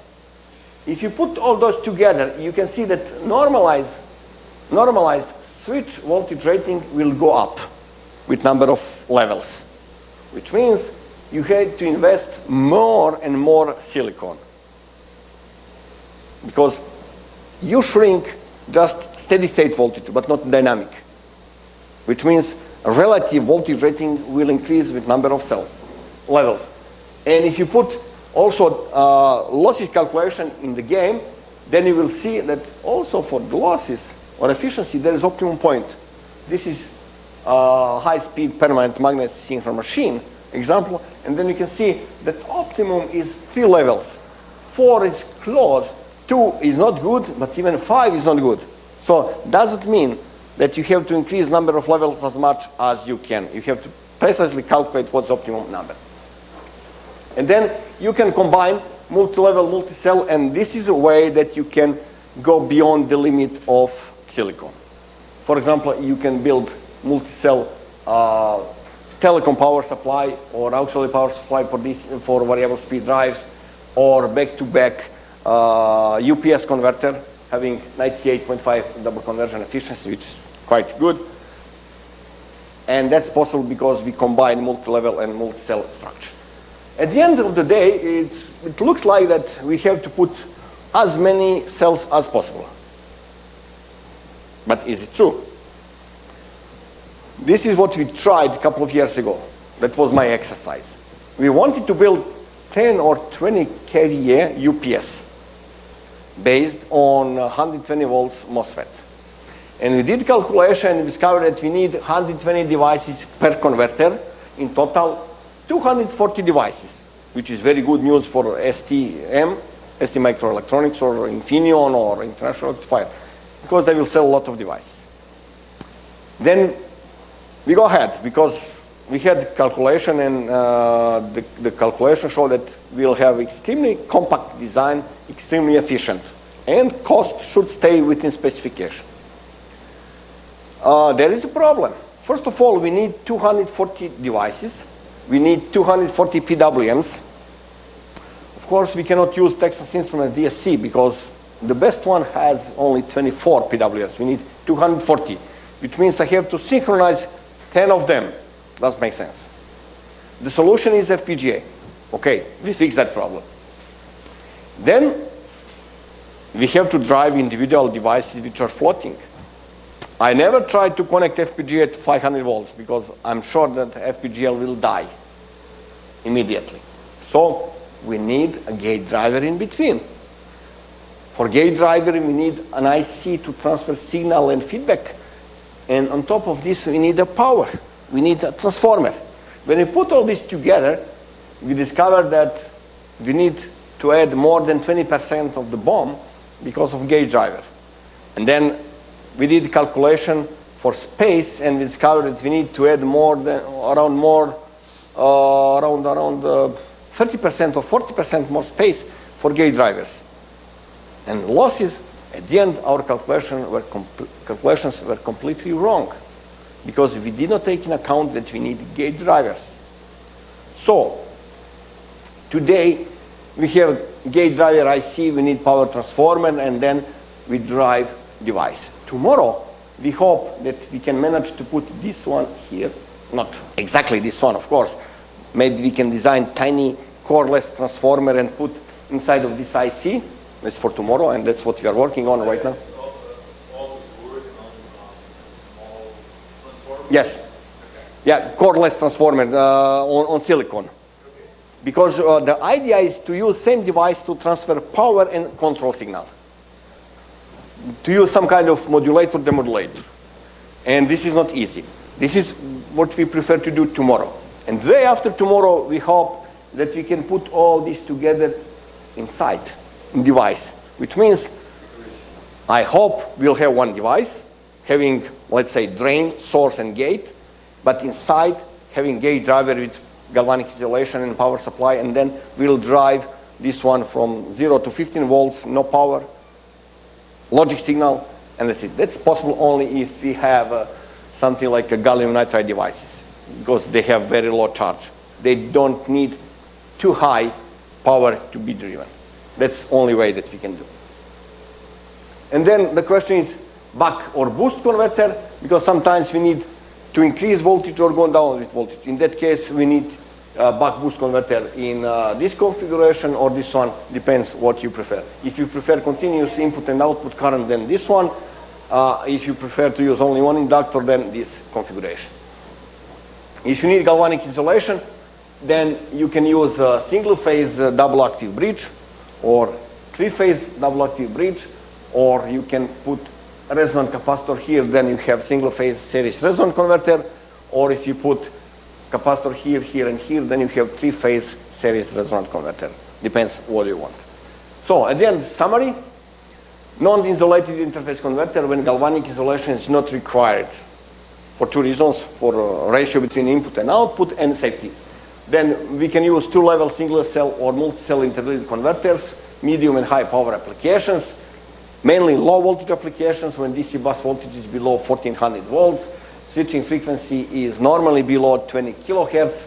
We can use 600 volts, 1200, 1700 volts IGBTs and pin diodes.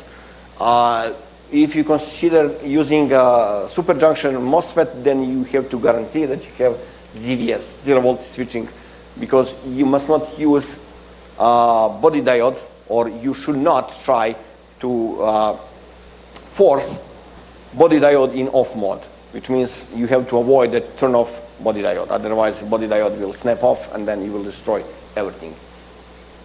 For the medium voltage applications, DC bus voltage is above 1400 volts, then frequency will go down, and then we can use 1200 volts or 1700 volts and pin diodes. Of course, we have to add on top of this silicon carbide MOSFETs, 1200 volts and 1700 volts. At the end, if you have DC side connected energy storage system, then we can consider partial power rated converters, because we can shrink size and cost and losses. then multi-level or multi-cell converters, and then you can combine all of them together. If you have AC side connected energy storage grid applications, then we have to consider current source converters, what we discussed already, into combination with multi-cell converters, and on top of this we can also consider partial power rated converters in combination with multi-cell, multi-level. And at the end, energy storage with insulation, again partial power rated converters in combination with ISO converters, or multi-level rectifier in combination with ISO converters. Also, I have some more slides. I don't know where we are with time. There's one design example, and there is a short story about control. So if you need, or if you want a few minutes more, then we can do it. So you prefer to go ahead? 10 minutes more? Okay. Okay, good. So this is the design case. 5.5 kilowatts converter for variable speed drives. This is what we did with Schneider Electric in 2008, because we wanted to replace braking resistors in lift applications. Why? Because whenever you have full cabin going down, you have to brake the system, to brake the machine. And then you have to burn energy on resistor. And the calculation shows that you will burn roughly 20 to 30% of energy on resistor. We want to replace this with ultracapacitor. The second case is variable speed drives in textile industry. In textile industry, you have a lot of very fine dust, and no way that you can use braking resistors, because braking resistors are very hot, and there is huge risk of fire.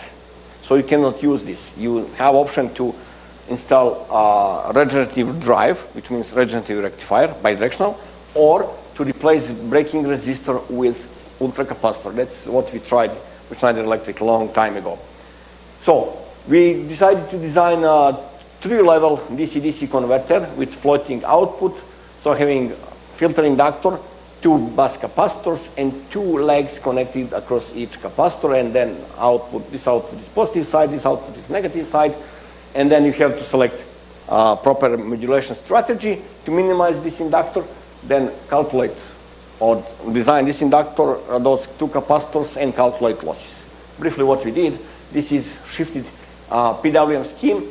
Doing this, we have a really 3-level waveform here at double frequency, which means we can reduce size of this inductor by factor of 4 compared to standard 2-level configuration.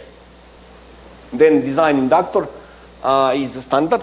Here you can see coefficient 16. You remember for 2-level converter you have coefficient 4, but in this case it's 16 because you're doubling frequency and you are shrinking voltage swing by factor of 2. 2 times 2 is 4, times 4 is 16. So this is explanation why here we have 16. Then we can calculate inductor losses and so on. Then also you can design DC bus capacitors, select capacitance for criteria of losses and the voltage ripple. Here losses, here voltage ripple, and then calculate this. Then you select devices. Devices are rated on half DC bus voltage, which means around 600 volts. Then you can select superjunction MOSFET or 600 volts IGBTs and pin diodes. Then calculate losses on the switch and diodes. Put all this together with parameters of selected devices, and then you plot losses of switch versus duty cycle, which is basically voltage on the ultra cap, and conversion power, similar for diodes. Also, you can do the same for inductor. Put all those together, and then you calculate the efficiency of your converter. You can see the efficiency goes from 97.5 at maximum power and minimum voltage, which means maximum current stress, up to 99% when you have minimum power and maximum voltage on the ultracapacitor side. The second design case here is 4-cell DC-DC converter for energy storage application, or home applications. That's something we did for Japan a long time ago. You can see that grid nominal voltage is 202. That's Japanese standard. Why 202? Really, I don't know. I have no any idea, but that's standard in Japan. Then we had 10 kVA nominal power, 50 hertz fundamental frequency, battery nominal voltage 200, minimum voltage 140, and rated power of battery conversion system 10 kilowatts. And here on left side you can see 4 cells interleaved converter with ICT, and on the left side, on right side, we can see 2 cells interleaved, single phase grid connected converter. Here there is a file which for some reason doesn't work now, I don't know why, but the files are distributed, so if you are interested you will have slides and then you can try to open this. Because inside when you open this you will see a spreadsheet, you can change parameters and then you will calculate losses, current, size of DC bus capacitor, inductors and so on, everything is there. But for some reason I cannot open this. And just a few words about control. When you have this converter or when you design your interface converter, also you have to design control. You have to control it in a way. Especially if you take into account the fact that you don't have any idea what is happening here. Only what you know is DC bus voltage, nothing else. You have no idea what is load here. Is it positive or negative? What is current? What's voltage? You have no any idea. Only what you know is this voltage here, and then you have to design your control based on DC bus voltage, which is only connection point between energy storage and the system. Theoretically, you can make communication between here, and then you can sense everything you need here, theoretically. But in reality, you don't need this, and you will see why you don't need this. So what's control objective? First of all, we have low-level control objective, which means we have to generate PWM and protection, voltage balancing in the case of multi-level, or current balancing in case of multi-cell converters, then energy storage, current control, current limitation. All this is state of the art, nothing special. Then we need to control energy storage voltage, to control state of charge, and to avoid overcharging or discharging below the limit. And then on top of this, you have the conversion process control, which means you have to control somehow power that flows from between source and the system to be smooth, somehow. At the end, you basically control this voltage here. So let's see what you can do. First, you sense the DC bus voltage. And you have to control DC bus voltage to be between maximum and minimum. And in between, you have to set a reference from your master system. Master system is this one. So you will set your control to try to maintain DC bus voltage in this green zone. So maybe here is easier to understand. So this is what we have. This is your master system. Let's say your main converter rectifier control. And this one will control DC bus voltage to be here on reference. And this control is very, very slow. Just few hertz. And in steady state, this rectifier will control DC bus voltage to be in steady state here. Then you have control for your DC-DC converter. Inside, first of all, you have PWM and balancing controller, balancing between cells or levels, doesn't matter. Then you control ultracapacitor current. Here should be current, not voltage. That's a mistake. I have to correct this. Then above this is ultracapacitor voltage control. This is, I would say, inner loop. And then green is process control or DC bus voltage control. And now we'll see what will happen. First of all, please notice that we have 2 controllers for DC bus voltage. The first one is called maximum DC bus voltage controller. And the reference for this one is V bus max, which is higher than average. Rectifier will control DC bus voltage to be average, which means here we have positive error. This positive error will push this controller into saturation on top, which means this one is disconnected, doesn't do anything, doesn't exist. At the same time, there is a minimum voltage controller having reference min, and now this one is saturated to minimum. Again, this one is disconnected from the system. They don't exist. System runs happily. And now assume that you have to break your drive. Inverter will reduce frequency, then machine will move from motor to generator mode. Then voltage on DC bus will increase.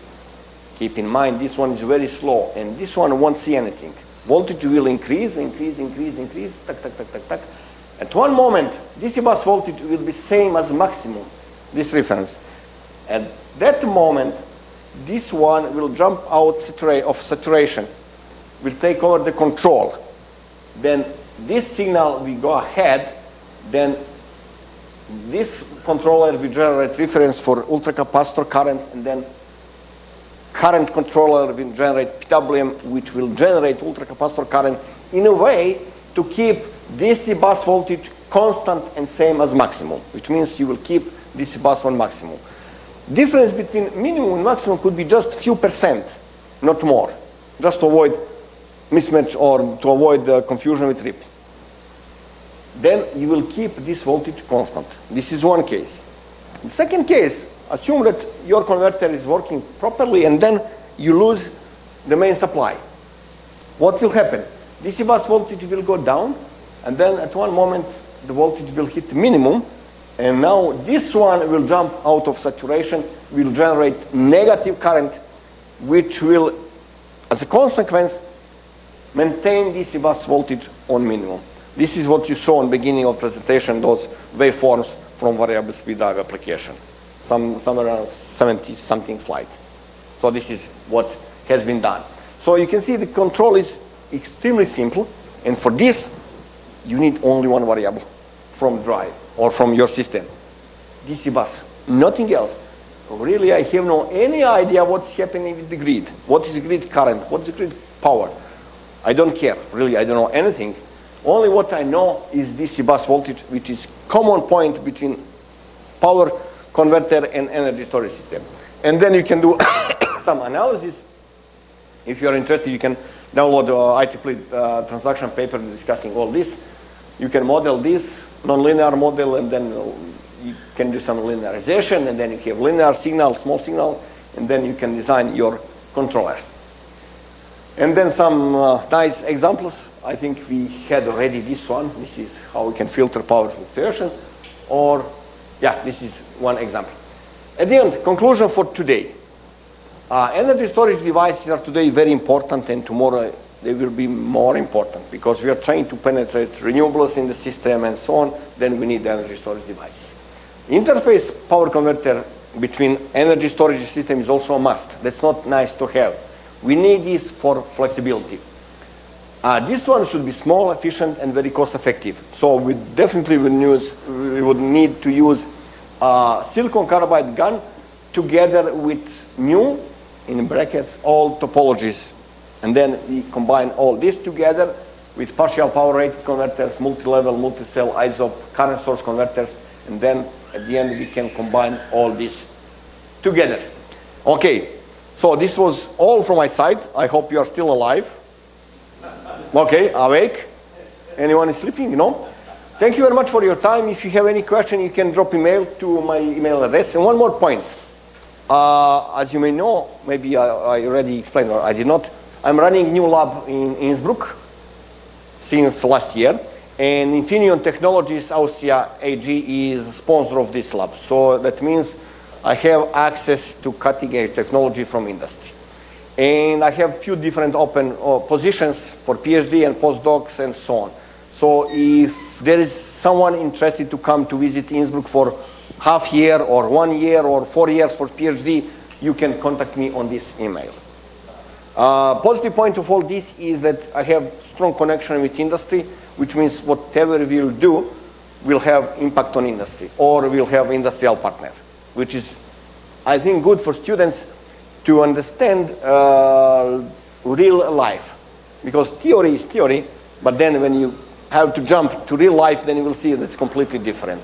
I'm trying to make a bridge between those two. Okay, thank you very much.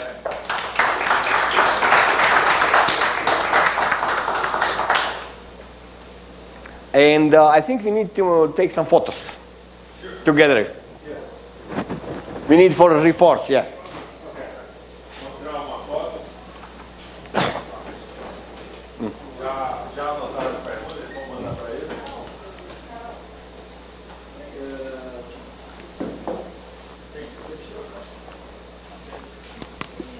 Eu sou mais pergunta e pode ficar fora. Let's see where. Maybe I should put just a moment.